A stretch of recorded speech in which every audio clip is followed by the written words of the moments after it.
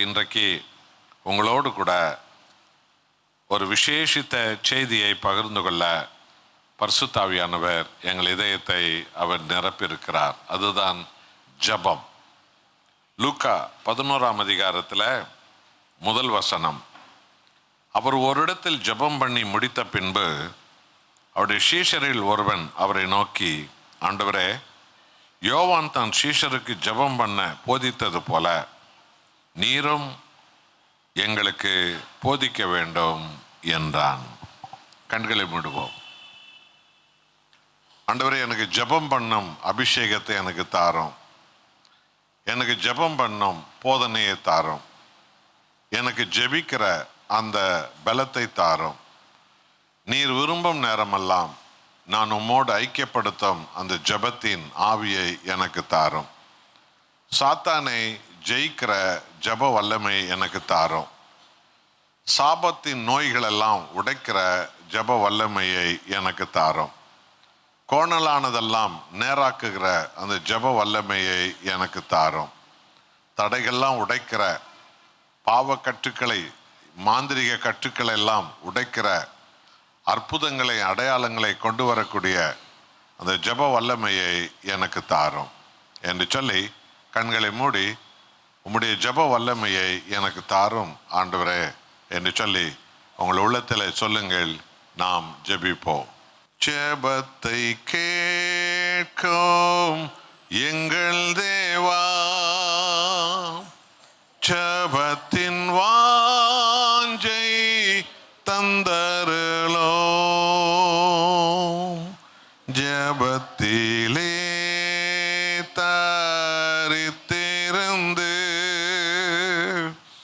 ஜெபத்தின் மேன்மை காண செய்யோ. ஜெபமே ஜீவன், ஜெபம் ஜெயோ. ஜீவியத்திற்கு இதுவே சத்தம். ஜெபமே ஜீவன், ஜெபம் ஜெயோ. ஜீவியத்திற்கு இதுவே சத்தம். ஜீவியத்திற்கு இதுவே சத்தம். அன்பின் பரலோக பிதாவே, மாம்சமான யாவருக்கும் தேவனாகிய கர்த்தாவே, ஜாதி மத இன பேதமின்றி இந்த உலகம் முழுவதும் உள்ள மனித குலத்தை உண்டாக்கியவரே, நீர் உண்டாக்கிய மனித குலம் பிசாசினால், சாபங்களால், சாவுகளால், ஆண்டவரே, கொள்ளை நோய்களால், பாவங்களால், அக்கிரமங்களால், ஆண்டவரே, பலவிதமான மத வெறியினால் சீரழிந்து சின்ன பின்னமாயிருக்கிற இந்த மனித குலத்தை ரட்சிக்க, மீட்க உமது ஒரே பேரான குமாரன் எங்கள் ஆண்டவர் இயேசு கிறிஸ்துவை இந்த உலகத்துக்கு இரட்சகராக, மீட்பராக, ஆண்டவராக, தேவனாக நீர் அனுப்ப சித்தமானீரே. கிறிஸ்து வழியாக உம்மை பூரணமாய் வெளிப்படுத்தினீரே. உமக்கு கோடி நன்றி. இன்றைக்கும் கர்த்தாவே, எங்களுக்கு ஜெபிக்க கற்றுத்தாரோம் என்று அப்போஸ்தலர்கள் கேட்டது போல இந்த காலை ஆராதனையில ஆண்டவரே, வந்திருக்கிற சமாதானபுர ஏஜி சபையின் தேவ ஜனங்கள் எல்லாருக்காகவும் இந்த ஆன்லைன் வழியாக சபை பாகுபாடற்ற முறையில் இந்த ஆன்லைன் நிகழ்ச்சிகளை பார்க்கிற தேவ ஜனங்கள் எல்லாருடைய இதயத்திலும் ஆத்மாவிலும் எங்களுக்கு ஜெபிக்க கற்றுத்தாரோம். சாத்தானை ஜெயிக்கிற ஜெபம், சாபங்களை உடைக்கிற ஜெபம், பாவங்களை அழிக்கிற ஜெபம், புதிய புதிய பதில்களை கொடுக்கிற ஜெபம், பரலோகத்தின் வல்லமை எங்களுக்கு ஊற்றுகிற ஜெபம், பாதாள பேய்களை மிதித்து போடுகிற ஜெபம், கட்டப்பட்ட ஆத்துமாக்களை ஆதாயப்படுத்துகிற அந்த ஜெபம், ஆவியானவருடைய அபிஷேகத்தை எங்களுக்கு அளவில்லாமல் பொழிய போகிற அந்த ஜெபம் ஆவியை எங்களுக்கு தாரும். சமாதான ஏஜி சபை வழியாக நீ தெரிந்து கொண்ட உமது அப்போஸ்தலன், இந்த சபையினுடைய தலைமை ஆயர், தலைமை ஆவிக்குரிய தகப்பன் ஐயா மறைத்திரு கிளாரன்ஸ் மருதையா அவர்களை கொண்டு ஆண்டவரே 2030க்குள் 10,000 ஆத்துமாக்களை தேவனே நீர்தாமே எழுப்ப போகிற அந்த புதிய சபை ஆலயத்துக்குள்ள 4-5 ஆராதனைகள் என்று சொல்லி 10,000 ஆத்துமாக்களை நீர் கொடுக்க போகிறீர்.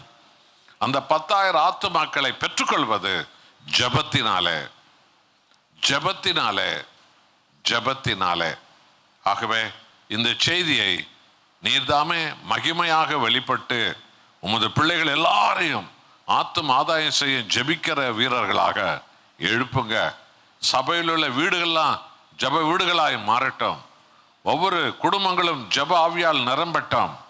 ஜபத்தினால் ஜெயம் பெற்று உம்முடைய ஜனங்கள் இந்த பாளையங்கோட்டை திருநெல்வேலியில லட்சக்கணக்கான குடும்பங்களை ஒரு நாள் உம்முடைய மந்தைக்கு கொண்டு வந்து சேர்க்கிற நூற்றுக்கணக்கான சபைகள், சமாதான ஏஜி சபையிலிருந்து நூற்றுக்கணக்கான ஊழியர்கள் எழும்பி நூற்றுக்கணக்கான சபைகளை கிராமங்களெல்லாம் நீர் எழுப்ப போகிற ஜபத்தினால் எங்களை நிரப்பும். சிலுவை நடலில் என்னை மறைத்துக் கொள்ளும், நான் மறைந்து போகட்டும். இயேசுசாமி, உம்மையே எல்லாருடைய ஆவியிலும் ஆத்துமாவிலும் அபிஷேகமாய் அடையாளமாய் தாரும். மகிமை உமக்கே. எங்கள் ஆண்டவர் இயேசுவின் நாமத்தில் பிதாவே, ஆமென். எங்களுக்கு ஜெபிக்க கற்றுத்தாரும் ஆண்டவரே என்று அப்போஸ்தலர்கள் ஆண்டவராக இயேசுவிடத்திலே கேட்டார்கள். உங்களில் நம்மள யாராவது அப்படி ஆண்டவரிடத்துல கேட்டிருப்போமா?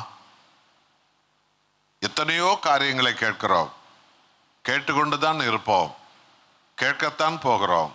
இதுவரைக்கும் நாம் கேட்டு பெற்றிருக்கிறோம். ஆனால் நாம் கேட்கிறவைகளுக்கு எல்லாவற்றுக்கும் மேலாக தேவனே எனக்கு ஜெபிக்க கற்றுத்தாரும் நாம் யாராவது கேட்டிருப்போமா?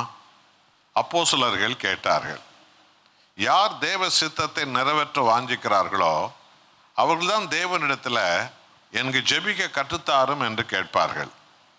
யார் கர்த்தராகிய இயேசுவின் நாமத்தில் ஜெயம் பெற விரும்புகிறார்களோ, சாத்தானை ஜெயிக்க விரும்புகிறார்களோ, சாப பிசாசை அழிக்க விரும்புகிறார்களோ, சாப நோய்களை அழிக்க விரும்புகிறார்களோ, கட்டப்பட்ட ஜனங்களை அழிக்க விரும்புகிறார்களோ, பல எண்ணிக்கை கடங்காத ஜனக்கூட்டத்தை நான் பெற்றே தீர்வேன் என்று யார் எல்லாம் வாஞ்சிக்கிறார்களோ அவர்கள் எல்லோரும் கர்த்தராகிய இயேசுவின் சமூகத்தில் எனக்கு ஜெபிக்க கற்றுத்தாரும் என்றுதான் நிச்சயமா கேட்பார்கள்.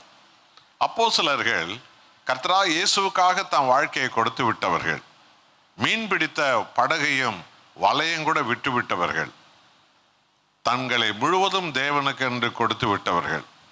தேவனோடவே இருக்கிறவர்கள், அவரோடவே இருந்தவர்கள், இனி அவருக்காக வாழப்போகிறவர்கள். ஆகவே தேவனிடத்துல ஆண்டவரே நான் ஒரு படகை விட்டேன், எனக்கு 10 படகு கொடுங்கன்னு கேட்கல. ஒரு வலையை விட்டுட்ட எனக்கு இன்னொரு 20-25 வலையை கொடுங்கன்றா கேட்டார்கள். அப்படியெல்லாம் கேட்கவே இல்லை. அவங்க கேட்டதெல்லாம் ஒன்றே ஒன்று, எங்களுக்கு ஜெபிக்க கற்றுத்தாரும். ஆவிக்குரிய சிந்தையோடு இதை இன்றைக்கு நீங்கள் கவனிக்க வேண்டும். ஆண்டவர் இயேசு கொந்தளிக்கிற கடலோடு பேசி அந்த கடலை அதட்டினார், அது அடங்கியது. பலத்த காற்றோடு பேசி அந்த காற்றுக்கு கட்டளையிட்டார், அடங்கு என்றார், அது கீழ்ப்படிந்தது. கனி கொடுக்காத மரத்தோடு இயேசு பேசி, கனி கொடுக்காத மரம் உன்னிடத்தில் இனி யாரும் கனியை தேடாமல் இருக்கட்டும், தேடி தேடி ஏமாந்து போகாது இருக்கட்டும் என்று சொன்னபோது அந்த மரம் வேரோடு வெளியே போய் காய்ந்து விழுந்து விட்டது. இயேசு பிணத்தோடு பேசினார், நான் சொல்லுகிறேன் எழுந்து வெளியில் வா என்றார், பின்னும் உயிரோடு வந்தது. ஆபிரகாம் காற்றோடு பேசல, கடலோடு பேசல, மரத்தோடு பேசல, பிணத்தோடு பேசல. எந்த தீர்க்கதரிசிகளும் காற்றோடு பேசினதில்லை, கடலோடு பேசினதில்லை, பிணத்தோடு பேசினதில்லை, மரத்தோடு பேசினதில்லை. ஆனால் உலக ரட்சகர் இயேசு பேசினார். காரணம், அவர் எல்லாவற்றையும் சிருஷ்டித்த கர்த்தர். எல்லாரும் அல்லேலூயா என்று சொல்வோம். இந்த சத்தியத்தை தான் நீங்கள் சாதாரண ஜனங்களிடத்தில் பேச கற்றுக்கொள்ள வேண்டும், பிள்ளைகளிடத்தில் பேச கற்றுக்கொள்ள வேண்டும். கர்த்தராகிய இயேசுவின் மேல் அவர்களுக்கு ஆழமான ஒரு விசுவாசம் வளர ஆரம்பிக்கும். கர்த்தர் யாரும் பேசாத, யாரோடும் பேச முடியாத மகத்தான காரியத்தை என் கர்த்தர் இயேசு பேசினார். கடலோடு பேசினால் யாரு? காற்றோடு பேசினால் யாரு? எந்த பரிசுத்தவான் பேசியிருக்கிறா? எந்த தீர்க்கதரிசி பேசியிருக்கிறா? மரத்தோடு யார் பேசியிருக்கிறா? கர்த்தரா இயேசு தான் பேசினார். பிணத்தோடு பேசினார், இயேசு தான் பேசினார். 5 அப்பத்தை 5000 பேருக்கு ஆண்களுக்கு சாப்பிட கொடுத்தார். 10,000 பெண்கள் சாப்பிட்டார்கள். 5,000 குழந்தைகள் சாப்பிட்டார்கள். 20,000 பேர் சாப்பிட்டார்கள். மீதி 12 கூட வரை எடுத்தார்கள். கர்த்தருடைய கரத்தில் அற்புதம் இருக்கிறது. இது எதையாவது சீஷர்கள் கேட்டார்களா? ஆண்டவரே, நீங்க கடலோடு பேசினபடி நாங்களும் பேசணும், நீங்க காற்றோடு பேசினபடி நாங்களும் பேசணும், நீங்க மரத்தோடு பேசினபடி நாங்களும் பேசணும், நீங்க பிணத்தோடு பேசினீங்களே நாங்களும் பேசணும், நீங்க ஆண்டவரே அசுத்த ஆவிகளோடு பேசினீங்களா ஆண்டவரே? ஒரு பொம்பளைக்குள்ள அந்த வேசித்த நாவி எப்படி இருக்குது உங்களுக்கு தானே தெரியுது. ஒரு ஆம்பளைக்குள்ள அந்த முரட்டாட்டு ஆவி, கொலைவெறி ஆவி, விபச்சார ஆவி, அந்த கொலைவெறி செய்யும் ஆவி ஒரு ஆம்பளைக்குள்ள இருக்கிறத நீங்க தானே கண்டுபிடிச்சிங்க ஆண்டவரே. ஆகவே இந்த ஆவிகளோடு பேசுறது எங்களுக்கு கற்றுத்தாங்க ஆண்டவரே. இந்த பேய்களோடு பேசுறது எங்களுக்கு கற்றுத்தாங்க ஆண்டவரே. இந்த பிசாசுகளை துரத்துறது எப்படி எங்களுக்கு கற்றுத்தாங்க ஆண்டவரே. இந்த அப்பத்தெல்லாம் பல பேருக்கு பங்கிட்டீங்களே, அதுபோல நாங்களும் செய்யறதுக்கு எங்களுக்கு கற்றுத்தாரும் ஆண்டவரே என்று சொல்லி ஆண்டவர் இயேசு சாமி செய்த எந்த அற்புதத்தை ஆகலும் எங்களுக்கு நீங்க கற்றுத்தாங்க என்று சீஷர்கள் கேட்டார்களா? கேட்டார்களா இல்லையா? கேட்கவே இல்லை. உணர்ந்து பாருங்க விசுவாசிகளே, தாய்மார்களே, தங்கச்சிமார்களே, அம்மாமார்களே, சகோதரர்களே, கொஞ்சம் சிந்திச்சு பாருங்க. கர்த்தராக இயேசு செய்த இத்தனை பெரிய அற்புதத்தை எல்லாம் தாங்களும் செய்யணும்னு அவன் ஆண்டவர்கிட்ட கேட்கவே இல்லை. இன்றைக்கு மனித சோபம் என்ன? ஒருத்தன் தலை இப்படி சீவினா அவனை பார்த்து ஊரில் இருக்கிறவன்லாம் தலையை அப்படி சீவிக்கிறான். ஒருத்தன் கிழிஞ்ச பேண்ட்டு போட்டுன்னு ரோட்டில் போகிறான்னா அவன் மாதிரி கிழிஞ்ச பேண்ட்டை வாங்கி போட்டுக்கிறானுங்க. ஒரு காலத்தில் ஒரு பேண்ட்டு கிழிஞ்சதுன்னா வெக்கப்படுவாங்க. இன்னைக்கு என்னடான்னு சொன்னால் பேண்ட்டை கிழிச்சே விற்கிறானுங்க. இப்போ கடையில் சட்டை கிழிச்சே விற்கிறானுங்க. இப்போ ஜாக்கெட் போடுற எத்தனையோ வாலிப பொண்ணுங்கள்லாம் ஜாக்கெட்டுக்கு கையே தைக்காம போட்டுக்குதுங்க. ஒரு காலத்தில் அப்படியெல்லாம் போட மாட்டாங்க. அதை கௌரவமாக பார்க்குவாங்க, கேவலமாக பார்க்குவாங்க. ஊர் பார்த்து என்ன சொல்லும், சொந்த பந்தங்க பார்த்து என்ன பேசுவாங்க. ஒரு பொம்பளை பிள்ளை எவ்வளோ அடக்கமாக இருக்கணும், உடம்புல எப்படியெல்லாம் பொம்பளை பிள்ளை அதை மறைச்சி தன் வாழ்க்கையை காத்துக்கொள்ளணுன்றது ஒரு காலத்தில் சொன்னேன். இப்போ அதெல்லாம் போயிடுச்சு. இப்போ ஜாக்கெட்டுக்கு கையே இல்லை. அது ஜாக்கெட்டில் பின்னால் ஓட்ட, முன்னால் ஓட்ட, கீழே ஓட்ட, மேலே ஓட்ட, அது ஒரு டிசைன், அது ஒரு மாடல். ஏன் யாரோ ஒரு பொம்பளை சினிமாவில் வந்து எல்லா இடத்துலையும் ஓட்ட ஓட்டையாக போட்டு ஆடி காமிச்சா. இதை பார்த்த உடனே எல்லாரும் அவ மாதிரி இதுங்களாம் ஓட்ட ஓட்டையாக போட்டு ஆடி காமிக்குது. அந்த ஓட்டையில் தான் நிறைய பேய் பிசாசங்கள்லாம் உள்ள நுழையுது. சமுதாயத்தில் இன்னைக்கு அந்த நிலைமை தான் நடக்குது. ஆமீன் அன்பானவர்களே, ஒரு முறை கிராமத்துக்கு ஒரு ஊழியத்துக்கு போய் வந்த ஒரு சகோதரி என்கிட்ட சொன்னாங்க, ஐயா நான் போகும்போதெல்லாம் என் பின்னாடி 4 பையனுங்க பின்னாடியே வரானுங்க, பின்னாலே வராங்க. நாங்கள் மற்ற சகோதரிங்க அம்மாமார்கள்லாம் சொன்னாங்க, நாங்களும் அதே ஊருக்கு தானே போகிறோம், நாங்களும் அடுத்த நாளெல்லாம் அதே ஊருக்கு போகிறோம், எங்கள் பின்னாடி யாருமே வரவே இல்லையே அப்படி. இந்த தங்கச்சி மாத்திரம் அது என்னமோ தெரில, நான் போகும்போதெல்லாம் என் பின்னாடி 4 பேர் வந்துனே இருக்கிறானுங்க, திரும்பி பார்க்குறேன் பின்னாலே வரானுங்க அப்படின்னு. கடைசியில் இந்த பின்னால் வராத சகோதரிகளையும் இந்த பின்னால் வர சகோதரி உட்கார வச்சு எல்லாம் பேசினோம். அல்ல நீங்கள் எல்லாம் என்ன நினைக்கிறீங்கன்னு ஒரு அம்மா எழுதி சொன்னாங்க, ஐயா பிரச்சனை என்ன தெரியுமா, இந்த சகோதரி ஊழியம் பண்ணுற அந்த கிராமத்துக்கு போகிறவோ கதவு வச்ச ஜாக்கெட் போட்டுன்னு போகிறாயா, ஜன்னல் வச்ச ஜாக்கெட். என்ன ஜாக்கெட்டு? ஜன்னல் வச்ச ஜாக்கெட். அம்மாக்காரி ஜன்னல் வச்ச ஜாக்கெட் போட்டுன்னு போனால் பொண்ணுக்காரி என்ன பண்ணுவா, கதவை வச்ச ஜாக்கெட்டில் போட்டுன்னு போவா. ஜன்னல் வச்ச ஜாக்கெட்டுன்னா போகிற ஒரு நாள் ஜன்னலை எட்டி பார்க்கத்தானே செய்வான். புரியுதா? ஊழியம் செய்கிற உனக்கு ஜன்னல் வச்ச ஜாக்கெட் எதுக்கு? உணர்ந்து பாருங்க. இது யாரோ ஒரு குப்பை பொம்பளை சினிமாவில் ஆடி காமிச்சா பாடி காமிச்சா நீ அதை பார்த்துக்கலாமா? ஒரு சீரியலில் எவ்வளோ ஒருத்தி என்னமோ போட்டு வச்சா, அவள் காசுக்காக அப்படியெல்லாம் பண்ணுறா, அவள் தன்னை விற்கிறவா, அவள் அப்படியெல்லாம் பண்ணலாம். ஆனால் ஒரு குடும்பஸ்திரி நீ அப்படி நடக்கலாமா? அவளெல்லாம் பார்த்து நீ ஜாக்கெட்டை வந்து எவ்வளோ கீழே இறக்கின்னு போறியோ அவ்வளோவும் பின்னால் உன் பின்னாடி ஒரு கூட்டம் நிறைய சேர்ந்துட ஆரம்பிச்சிடும். இது நீங்கள் இன்னுமா உணரலை? உணர்ந்து பாருங்க. ஜன்னல் வச்ச ஜாக்கெட்டுன்னா போகிறவரெல்லாம் எட்டி தானே பார்க்குவான் ஜன்னலை. அம்மாக்காரி ஜன்னல் வச்சா பொண்ணுக்காரி என்ன பண்ணுவா, கதவு வச்ச ஜாக்கெட்டை போட்டுருவா. எவ்வளோ பிரச்சனை உருவாகுது பத்தியா? இதெல்லாம் யாரை பார்த்து செஞ்சீங்க? நீங்கள் படிக்கிற பைபிளை பார்த்தா, நீங்கள் படித்த காலேஜ் பாடத்தை பார்த்தா, உங்கள் அம்மாவை பார்த்தா, உங்கள் அப்பாவை பார்த்தா, இல்லை ஊரை பார்த்து, சீரியலை பார்த்து, தெருவில் போகிற வர்றவங்களை பார்த்து, சினிமாவில் வர்றவங்களை பார்த்து உங்களில் பல பேர் இதெல்லாம் கற்றுக்குறீங்க. உணர்ந்து பார்த்தீங்களா? அதுபோல் யாரை பார்த்தாலும் ஏதாவது கற்றுக்கணும்னு நினைக்கிற இந்த உலகத்தில் இந்த சீஷர்கள் ஆண்டவர் இத்தனை 1000 அற்புதங்கள் செய்தாரு, இந்த அற்புதத்தை எதாவது நாங்களும் செய்யணும் ஆண்டவரே என்று அவங்க கேட்டாங்களா? கேட்டாங்களா இல்லையா? கேட்கவே இல்லை. சிந்திச்சு பாருங்க, கேட்கவே இல்லை. ஆனால் ஒன்னே ஒன்று கேட்டாங்க, எங்களுக்கு ஜெபிக்க கற்றுத்தாரோம். காரணம் என்ன என்றால், கர்த்தராகிய இயேசு எந்த அற்புதம் செய்யறதுக்கு முன்பும் அவர் பிதாவை நோக்கி ஜெபித்து கொண்டிருந்தார். எந்த அடையாளம் செய்யறதுக்கு முன்பும் பிதாவை நோக்கி ஜெபித்து கொண்டிருந்தார். எந்த 5 ரொட்டி 2 மீனை பங்கெடுத்துக்கு முன்பும் பிதாவை நோக்கி ஜெபித்து கொண்டிருந்தார். எந்த பிசாசை துரத்தத்துக்கு முன்பும் பிதாவை நோக்கி ஜெபித்து கொண்டிருந்தார். எந்த வியாதியஸ்தர்களை குணமாக்குறதுக்கு முன்பும் அவர் ஜெபித்து கொண்டிருந்தார். அவர் ஜெபித்து கொண்டிருந்தார். அவர் ஜெபித்து கொண்டிருந்தார். அவர் பிரசங்கம் பண்ணதுக்கு முன்பும் அவர் ஜெபித்து கொண்டிருந்தார். இந்த படிப்பினையத்தான் இன்றைக்கு வரக்கூடிய இளம் ஊழியக்காரிகள் எல்லாம் நாம கற்றுக்கொள்ளணும். இதை தான் நாம கண்டுபிடிக்கணும். கர்த்தராகிய இயேசு சர்வத்தை உண்டாக்கினவர், தேவனுடைய குமாரனாக உலகத்துக்கு வந்து அவர் ஒவ்வொருவரும் இந்த உலகத்துல நடக்க வேண்டிய முன்மாதிரியை அவர் நிறைவேற்றி காட்டினார், செய்து காட்டினார். தான் பிதாவின் குமாரன், சகல அதிகாரம் என்னிடத்தில் உண்டு என்பதை ஒரு நாள் அவர் நிரூபிக்க தயாரா இல்லை. எதையுமே ஜபத்தினாலே பெற்றுக்கொண்டார், எதையுமே போராடி பெற்றுக்கொண்டார், எதையுமே பிதாவின் சமூகத்தில் பலமாக கண்ணீர் விட்டு அழுது போராடி போராடி போராடி ஆண்டவர் இயேசு அதை பெற்றுக்கொண்டு உலகத்தை ஜெயித்தார். ஆக அன்பான தாய்மார்களே, அன்பான சகோதரிமார்களே, அன்பான ஊழியம் செய்ய விரும்புகிற ஊழியக்காரிகளே, நீங்களும் நாமும் கர்த்தரிடத்துல, நம்முடைய எஜமானன் இடத்துல, இந்த உலகத்தை ஜெயித்த ஆண்டவர் இயேசு இடத்துல இதைத்தான் நாம் கற்றுக்கொள்ளும்படி ஆவியானவர் உங்களை நம்மையும் அவர் அழைக்கிறார். ஆகவே அவர் செய்த மேலான அற்புதங்களை எதையுமே கற்றுக்கொள்ள அவங்க தயாரா இல்லை. அந்த அற்புதங்கள்லாம் நடந்ததற்கு ஒரு சாவி காரணமாக இருந்தது. அந்த சாவியை தாம் பெறணும் என்பதில் கவனமா இருந்தாங்க. அந்த சாவி தான் ஜபம். விசுவாசிக்கிறவங்க அல்லேலூயா என்று சொல்வோம். பார்த்தீர்களா?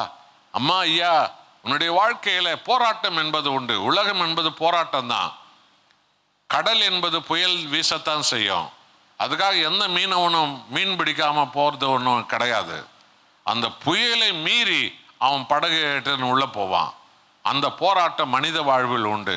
வியாதி என்கிற போராட்டம், எதிர்ப்பு என்கிற போராட்டம், கவலை என்கிற போராட்டம், சோதனை என்கிற போராட்டம், மாம்சம் என்கிற போராட்டம், பண பிரச்சனை, நில பிரச்சனை, குடும்ப பிரச்சனை என்கிற போராட்டங்கள் இல்லாத வாழ்க்கை உலகத்தில் கிடையவே கிடையாது.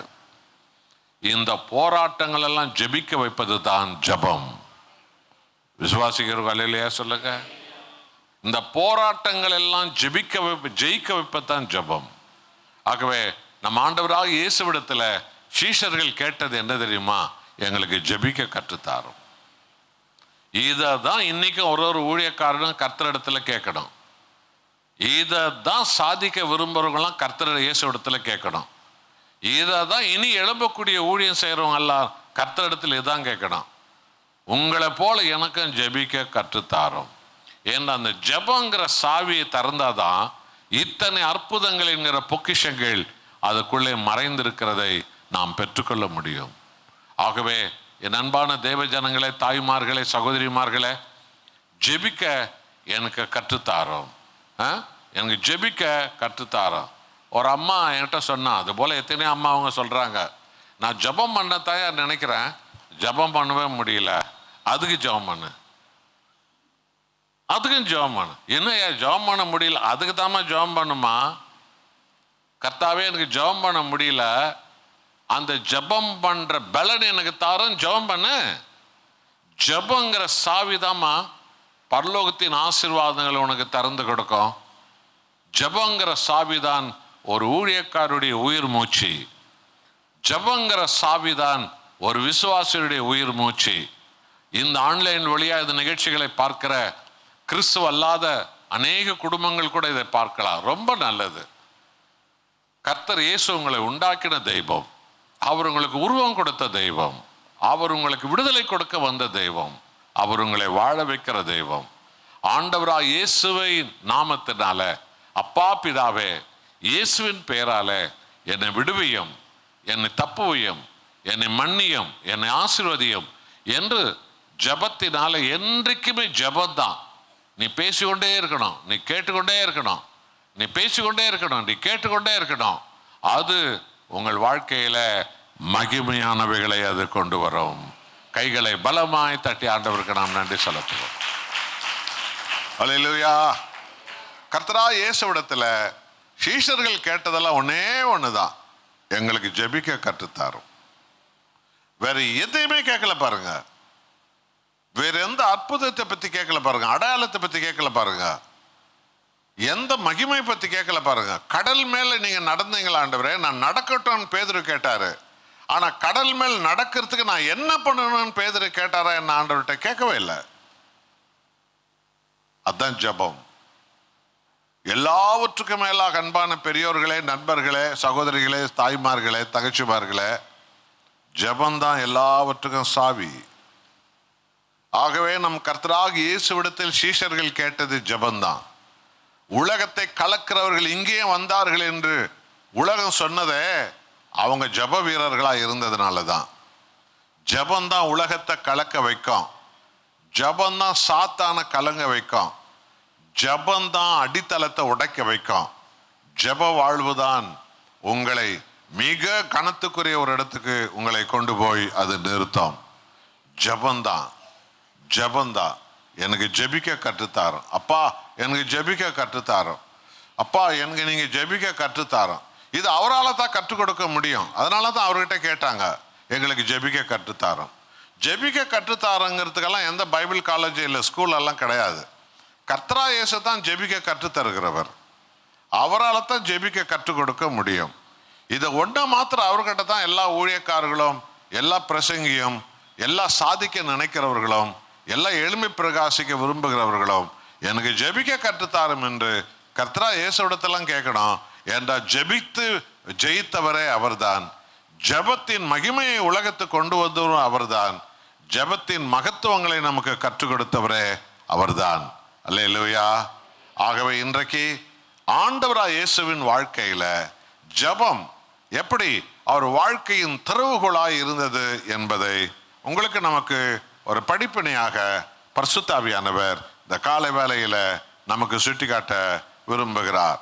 இதை கர்த்தராகிய இயேசு கிறிஸ்து உலகத்துக்கு வெளிப்படுத்தின இடம் ஞானஸ்நானம் பெற்ற இடம்தான். அந்த யோர்தான் நதி கரை ஓரம்தான் உலகத்துக்கு தன்னை வெளிப்படுத்தின இடம். பிதாவின் சித்தத்தை செய்ய அர்ப்பணித்த இடம், பிதாவின் சித்தத்துக்கு என்று தன்னை முற்ற முடியுமாக ஒப்பு கொடுத்த இடம் கர்த்தராகிய இயேசு கிறிஸ்து ஞானஸ்நானம் பெற்ற அந்த இடம். அந்த இடத்துக்கு இப்பொழுது பரிசுத்த ஆவியானவர் உங்களையும் நம்மையும் கொண்டு போகிறார். லூக்கா 3ஆம் அதிகாரத்தில் 20 21 23 வரைக்கும், லூக்கா 3ஆம் அதிகாரம் வசனம் 20 என்ன சொல்கிறது? லூக்கா 3ஆம் அதிகாரம் 21 ஜனங்கள் எல்லோரும் ஞானஸ்நானம் பெற்ற போது இயேசுவும் ஞானஸ்நானம் பெற்று ஜெபம் பண்ணுகையில் வானம் திறந்தது. விசுவாசிக்கிறவங்க அல்லேலூயா சொல்லுங்க. பார்த்தீங்களா? ஜனங்கள் எல்லோரும் ஞானஸ்நானம் பெற்று போயிட்டாங்க. அல்லேலூயா. ஜனங்கள் எல்லோரும் ஞானஸ்நானம் பெற்று போயிட்டாங்க. ஆனால் ஆண்டவராகிய இயேசு கிறிஸ்து பார்த்தீங்களா, அந்த ஜனங்களை போல இல்லாம அவர் வேற ஒரு காரியத்தை செய்தார் பாருங்க. ஜனங்கள் எல்லோரும் ஞானஸ்நானம் பெற்று போய் கொண்டிருந்தார்கள். ஆண்டவர் இயேசுவும் அங்கே வந்து ஞானஸ்நானம் பெற்று ஜெபம் பண்ணுகையில். பத்தியா, இதை தான் இந்த முன்னால ஞானஸ்நானம் பெற்றவங்க எல்லாம் செய்ய தவறிட்டாங்க. ஏன்னா அவங்களுக்கு தெரியாது, அவங்க ஞானஸ்நானத்தை நம்பி போயிட்டாங்க. ஆனால் உலக ரட்சகர் உங்களுக்கு நமக்கு கற்றுத்தரும் பாடம் என்னன்னு தெரியுதா? இயேசு ஞானஸ்நானம் பெற்று பிதாவின் சித்தத்தை இயேசு நிறைவேற்றுகிறார். இயேசு ஞானஸ்நானம் பெற்று அடுத்தது என்ன செய்ய ஆரம்பித்தார்? உடனே அவர் பரலோகத்தை நோக்கி, வானத்தை நோக்கி ஜெபம் பண்ண ஆரம்பிக்கிறார். இதுதான் கிறிஸ்தவ பணி, இதுதான் கிறிஸ்தவ ஊழியம், இதுதான் கிறிஸ்தவ ஊழியத்தினுடைய படி, இதுதான் கிறிஸ்தவ ஊழியத்தினுடைய வெற்றி. இதுதான் கிறிஸ்தவ ஊழியக்காரர்களுடைய படிப்பினை. தன் வாழ்நாள் முழுவதும் கிறிஸ்தவ ஊழியக்காரர்கள் கர்த்தருக்கு முதலிடம் கொடுத்தவங்க ஜெபத்துக்கு முதலிடம் கொடுத்திருப்பாங்க. ஒரு நாணயத்துக்கு ரெண்டு பக்கம் எழுத்து இருக்கிறது போல, ஒரு பக்கம் கர்த்தராகிய இயேசு, இன்னொரு பக்கம் ஜெபம். இயேசு ஞானஸ்நானம் பெற்று ஜெபம் பண்ணினார். ஜனங்கள் ஞானஸ்நானம் பெற்று போய்விட்டார்கள். பார்த்தீங்களா, ஜனங்க செய்ய முடியாதத கர்த்தராகிய இயேசு இனி உலகம் முடிகிற வரைக்கும் அவரை பின்பற்றுகிற ஒரு ஊழியக்காரனும் ஊழியக்காரியும், அவரை பின்பற்றுகிற ஒரு மகனும் மகளும், அவரை பின்பற்றுகிற ஒவ்வொரு வாலிப தம்பியும் தங்கச்சிகளும் என்ன செய்யணுங்கிறத காமிச்சார் பாருங்க. இயேசு ஞானஸ்நானம் பெற்று ஜெபம் பண்ணுகையில் வானம் திறந்தது. இந்த அனுபவம் வெறும் ஞானஸ்நானம் பெற்று போனவங்களுக்கு கிடைக்கல பத்தியா? இன்றைக்கும் வெறும் ஞானஸ்நானம் பெற்றுட்டு ஞானஸ்நானத்தை நம்பிக்கிறவங்களுக்கெல்லாம் வானம் திறந்த அனுபவம் கிடைக்காது. ஆண்டவராய் இயேசு ஜெபம் பண்ணுகையில் வானம் திறந்தது. பார்த்தீங்களா? அப்ப நீங்கெல்லாம் எப்பெல்லாம் முழங்கால் போட்டு அப்பா பிதாவே இயேசு நாமத்தினால என்னை விடுவியும் அப்பா என்னை நீங்க எப்போ ஜெபம் பண்ணுகிறீங்களோ அப்போ உங்களுக்கு வானம் என்ன செய்யும்?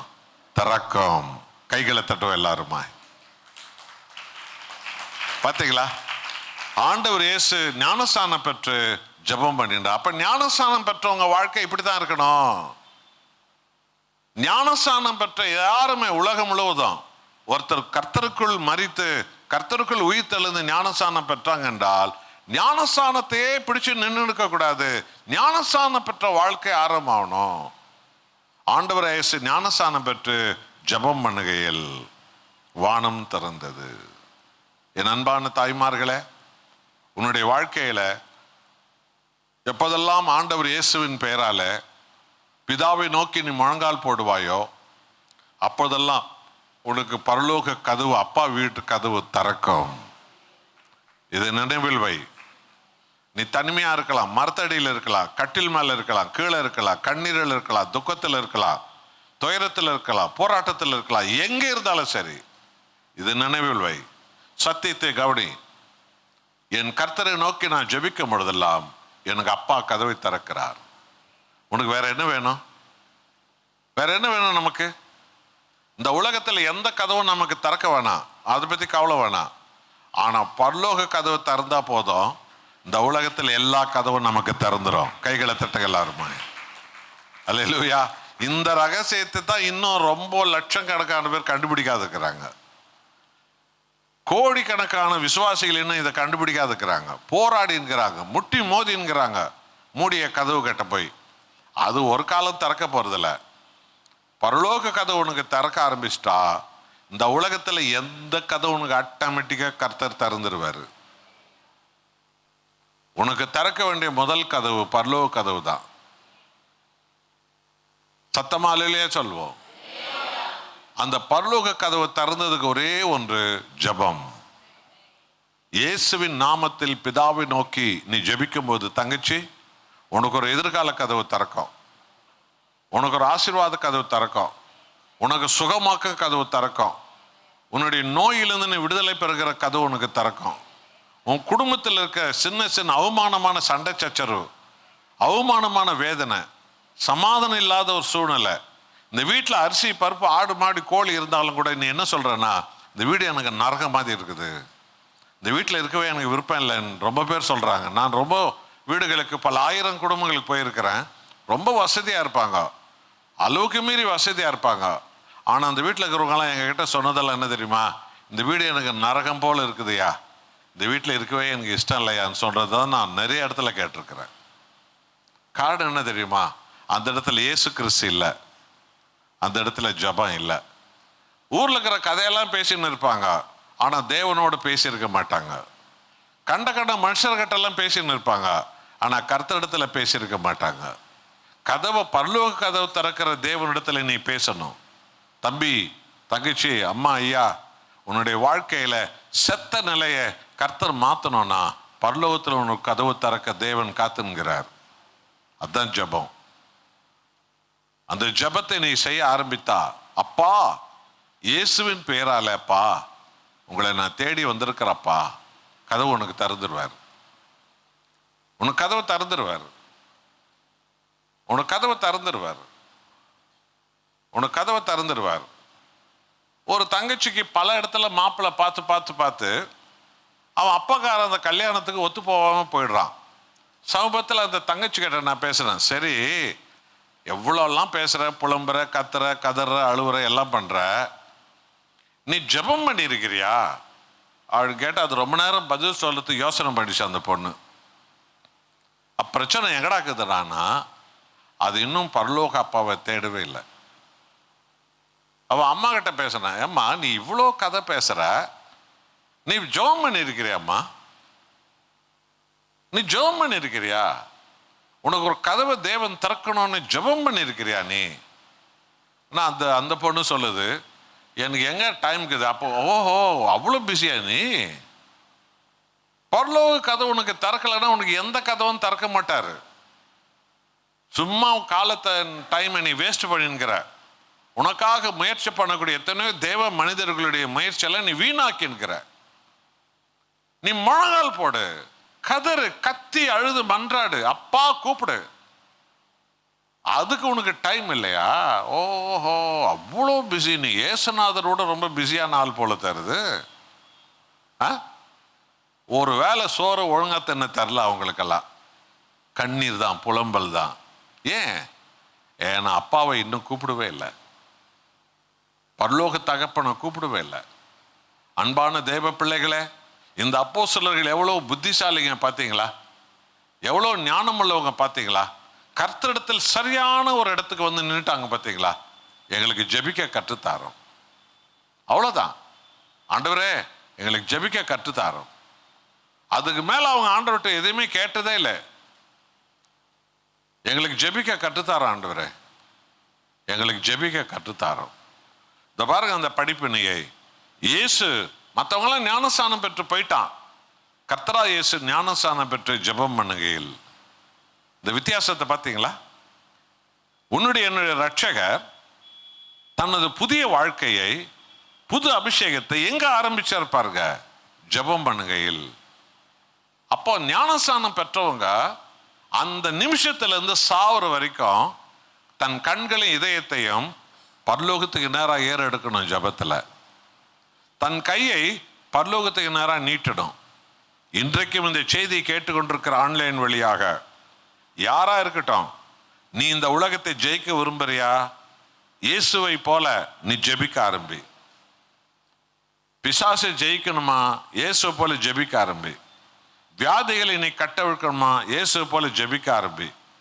திரள் கூட்டத்தை நீ ஆதாயப்படுத்தணுமா? இயேசுவை போல ஜெபிக்க ஆரம்பி. உனக்கு கதவு திறக்கும், உனக்கு கதவு திறக்கும். அந்த ஆசீர்வாத கதவு திறக்கும். உனக்கு கல்யாண கதவு திறக்கும். உன் கர்ப்பத்தை திறக்கிற கதவு திறக்கும். உனக்கு ஒரு புது நிலத்தின் கதவு திறக்கும். நீ கட்டுகிற புது வீட்டு கதவு உனக்கு திறக்கும். உனக்கு புது எதிர்கால கதவு திறக்கும். உனக்கு புது உடல் சுக கதவு திறக்கும். உனக்கு ஆயுசு கால கதவு திறக்கும். ஜெபம் பண்ணு. உனக்கு அற்புத கதவு திறக்கும். ஜெபம் பண்ணு. உன் நரம்புகள் எலும்புகளில் புது பலம்னு உனக்கு தரணுமா? ஜெபம் பண்ணு. அப்பாவை கூப்பிடு, உண்டாக்கின அப்பாவை கூப்பிடு. ஜெபம் பண்ணுங்க, ஜெபம் பண்ணுங்க. நீங்க ஜெபம் பண்ணுங்க. இயேசு ஜெபித்தார், பரலோக கதவு, வானத்தின் கதவு திறந்தது. அல்லேலூயா. அங்கிருந்து பரிசுத்த ஆவி இறங்கி வந்தார். கைகளை தட்டுங்க எல்லாருமே. பாத்தியா? பார்த்தீங்களா? பார்த்தீங்களா? ஜெபம் என்ன செய்தது? பரலோக கதவை திறந்து விட்டது. பரலோக திறந்த உடனே பரிசுத்த ஆவியானவர் இறங்கி வந்து விட்டார். அவ்வளவுதான். இனி வாழ்நாள் முழுவதும் உனக்கு ஜெயம், வாழ்நாள் முழுவதும் உனக்கு பலன், வாழ்நாள் முழுவதுக்கு உனக்கு புது அபிஷேகம், வாழ்நாள் முழுவதுக்கு உனக்கு மேன்மை, வாழ்நாள் முழுவதுக்கு உனக்கு கனம். நீ போகிற கதவுகள்லாம் தானே திறக்க ஆரம்பிச்சிடும். நீ போகிற இடங்கள் எல்லாம் உனக்கு தானே திறந்துடும். உனக்கென்று கர்த்தர் மனிதர்களை எழுப்பி அனுப்புவார். உனக்கென்று தேவன் தன் தூதர்களை அனுப்புவார். உனக்கென்று கர்த்தர் எல்லாவற்றையும் செய்து முடிப்பார். நீங்க ஜபத்துல தான் இருக்கணும். இரவு ஜபம், நடுராத்திரி எழுந்து ஜபம், விடிய காலத்தில் எழுந்து ஜபம், உனக்கு வாய்ப்பு கிடைக்கும் போதெல்லாம் ஜபம், முழங்கால் போட்டு ஜபம்.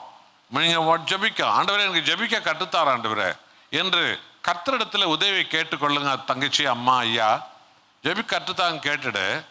நீ ஏதோ சின்ன வேலையில மணிக்கணக்கா மூழ்கும்படி உன்னை விட்டுட மாட்டாரு. அந்த வேலையை நீ துரிதமா செய்வ, ஏன்னா நீ ஜெபிக்கிறதுக்காக. நீ சமையலை துரிதமா செஞ்சிருவ, ஏன்னா ஜெபிக்கிறதுக்காக. நீ ஜெபிக்கிறதுக்காக சும்மா அதே மல்லு கட்டி நீ இருக்க மாட்ட. காலையிலேருந்து ராத்திரி வரைக்கும் நீ அந்த பாத்திரத்தை கழுவி இந்த பாத்திரத்தை கழுவி சாம்பார் வச்சு சோறு வடிச்சு காய போட்டு கூட்ட வச்சு அதிலே நீ மூழ்கி இருக்க மாட்ட. எனக்கு ஜெபிக்க கற்றுத்தார ஆண்டவரே, நான் உங்களை சமூகத்தை நான் விரும்புகிறேன்ப்பா, எனக்கு நீங்கள் தான் வேணாப்பா, எனக்கு ஜெபிக்க கற்றுத்தாரம் என்று மட்டும் சொல்லிடுங்க. கர்த்தரே உனக்கு வழி நடத்த ஆரம்பிச்சிருவார். டக்கு டக்கு டக்கு டக்கு டக்குன்னு வேலையெல்லாம் தூக்கி போட்டுட்டு உடனே நீங்கள் போய் முழங்கால் போட்டுருவீங்க. வேதத்தை எடுத்துன்னு போய் சங்கீதத்தில் ஒன்று படிப்பீங்க, சுவிசேஷத்தில் ஒன்று படிப்பீங்க. கர்த்தருக்கு நேராக உங்கள் கையை உயர்த்துவீங்க, கதறுவீங்க, கத்துவீங்க, புலம்புவீங்க, பேசுவீங்க, வாஞ்சிப்பீங்க, கேட்பீங்க. அப்பா சமூகத்தை நீங்கள் தேடுவீங்க. அப்பா சமூகத்தை தேடுவீங்க, உனக்கு பரலோக கதவு திறக்க ஆரம்பிச்சிடும். ஆவியானவர் உண்மையில் இறங்கி வர ஆரம்பிச்சிருவார். கைகளை தட்டுகள் ஆறுமா. பாத்தியா, ஜபத்தினாலதான் இது நடக்கும். ஜபந்தான்.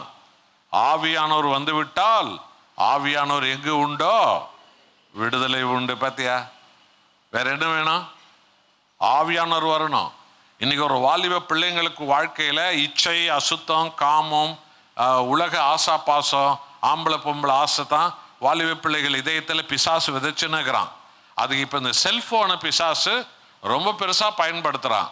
செல்போனில் ஏதோ 1-2 விஷயம் சமாச்சாரம் வரலாம், ஆனால் அதில் 98 விஷயம் எல்லாம் உங்களை வெட்கத்துக்கு கொண்டு போகிற விஷயம், உங்களை பாதாளத்துக்கு கொண்டு போகிற விஷயம், உங்களை நரகத்துக்கு கொண்டு போய் சேர்க்கிற விஷயம், உன் குடும்பம் குடிச்சவர் ஆகிற விஷயம், உன் பிள்ளைகள்லாம் நாராக கேவலமாக போகிற விஷயந்தான் செல்போன் வழியா இன்னைக்கு பிசாசு பயன்படுத்தின்னு இருக்கிறான். ஆகவே அன்பான தேவ பிள்ளைகளை, நீங்கள் ஒரு நாளும் வேதத்தை எடுக்கிற அந்த கையால் செல்போனை மணிக்கணக்காக எடுக்க ஒரு நாளும் கற்றுக்காத. நேற்று நான் மீட்டிங்க்கு நான் புறப்படுறேன். அந்த கூட்டத்துக்கு ஏற்பாடு பண்ணவர் கேட்டார், ஐயா உங்கள் ஃபோன் எங்கேயான்னு. இல்லையா, மீட்டிங்க்கு வரும்போது ஃபோனுக்கு எனக்கு சம்மந்தம் இருக்கக்கூடாது, ஃபோன் நான் எடுக்க மாட்டேன். தேவனுடைய ஊழியம் செய்கிற வர நேரத்தில் ஃபோனை என் கையில் நான் எடுக்க மாட்டேன், எனக்கு அது அவசியமே கிடையாது, வேதத்தை தான் நான் எடுத்துகிட்டு வருவேன் சொன்னேன். அது அவருக்கு ஒரு பெரிய சாட்சியாக போனது. ஓ அப்படியா, ஆமாம் அதான் ரொம்ப முக்கியம். 15 வருஷத்துக்கு முன்னாடி தானே என் செல்ஃபோனை வந்துச்சு, அதுக்கு முன்னாடி என்ன எடுத்துன்னு போயிருந்தோம்?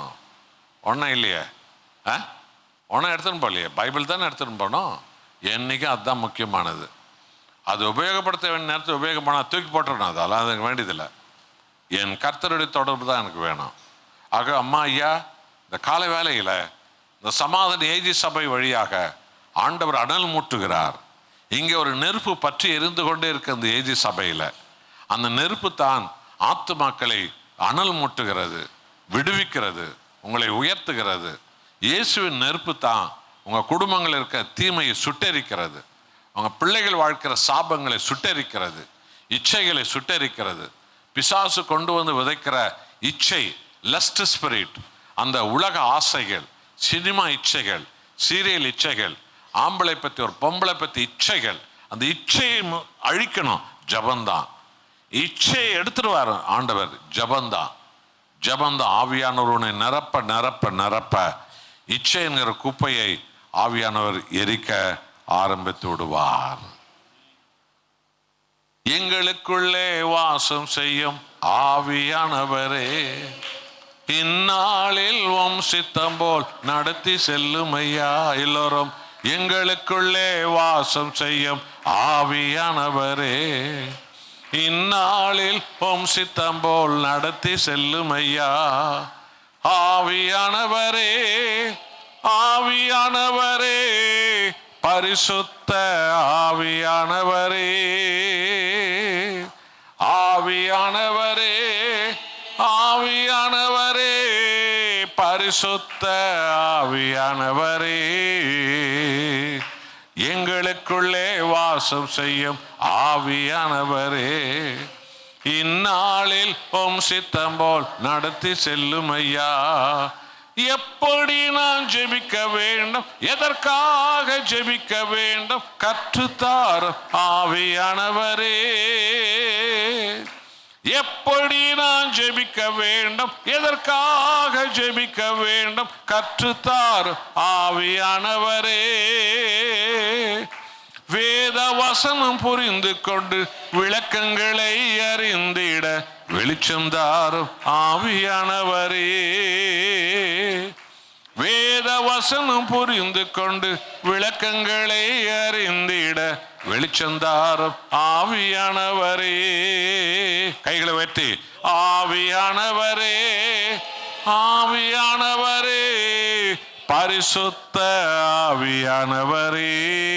எல்லாரும் ஆவியானவரே, ஆவியானவரே, பரிசுத்த ஆவியானவரே.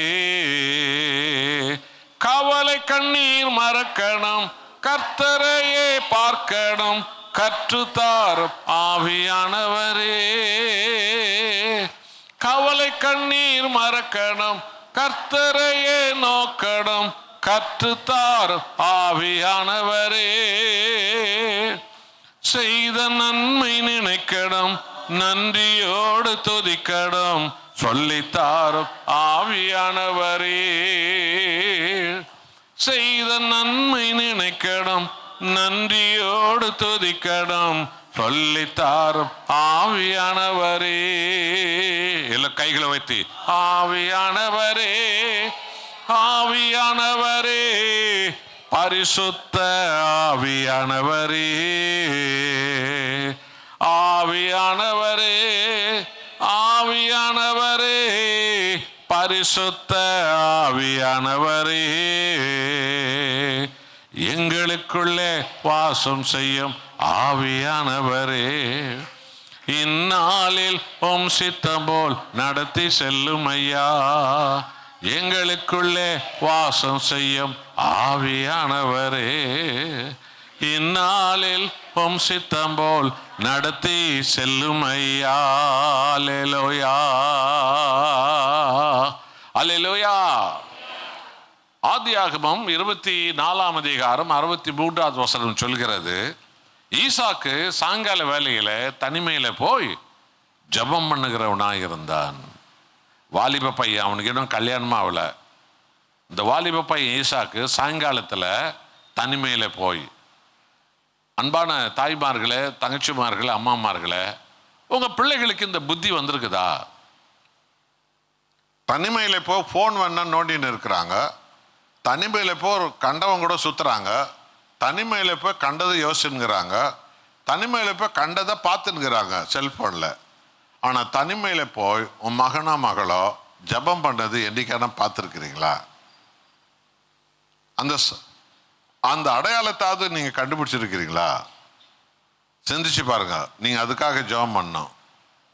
உங்க குடும்பத்துக்குள்ள பிசாசு கொஞ்சம் கொஞ்சமா கையை நீட்டின்னு இருக்கிறான். உங்க பிள்ளையை பிடிச்சி இழுக்கிறான், உன் மகளை பிடிச்சி இழுக்கிறான், உன் மகனை பிடிச்சி இழுக்கிறான்.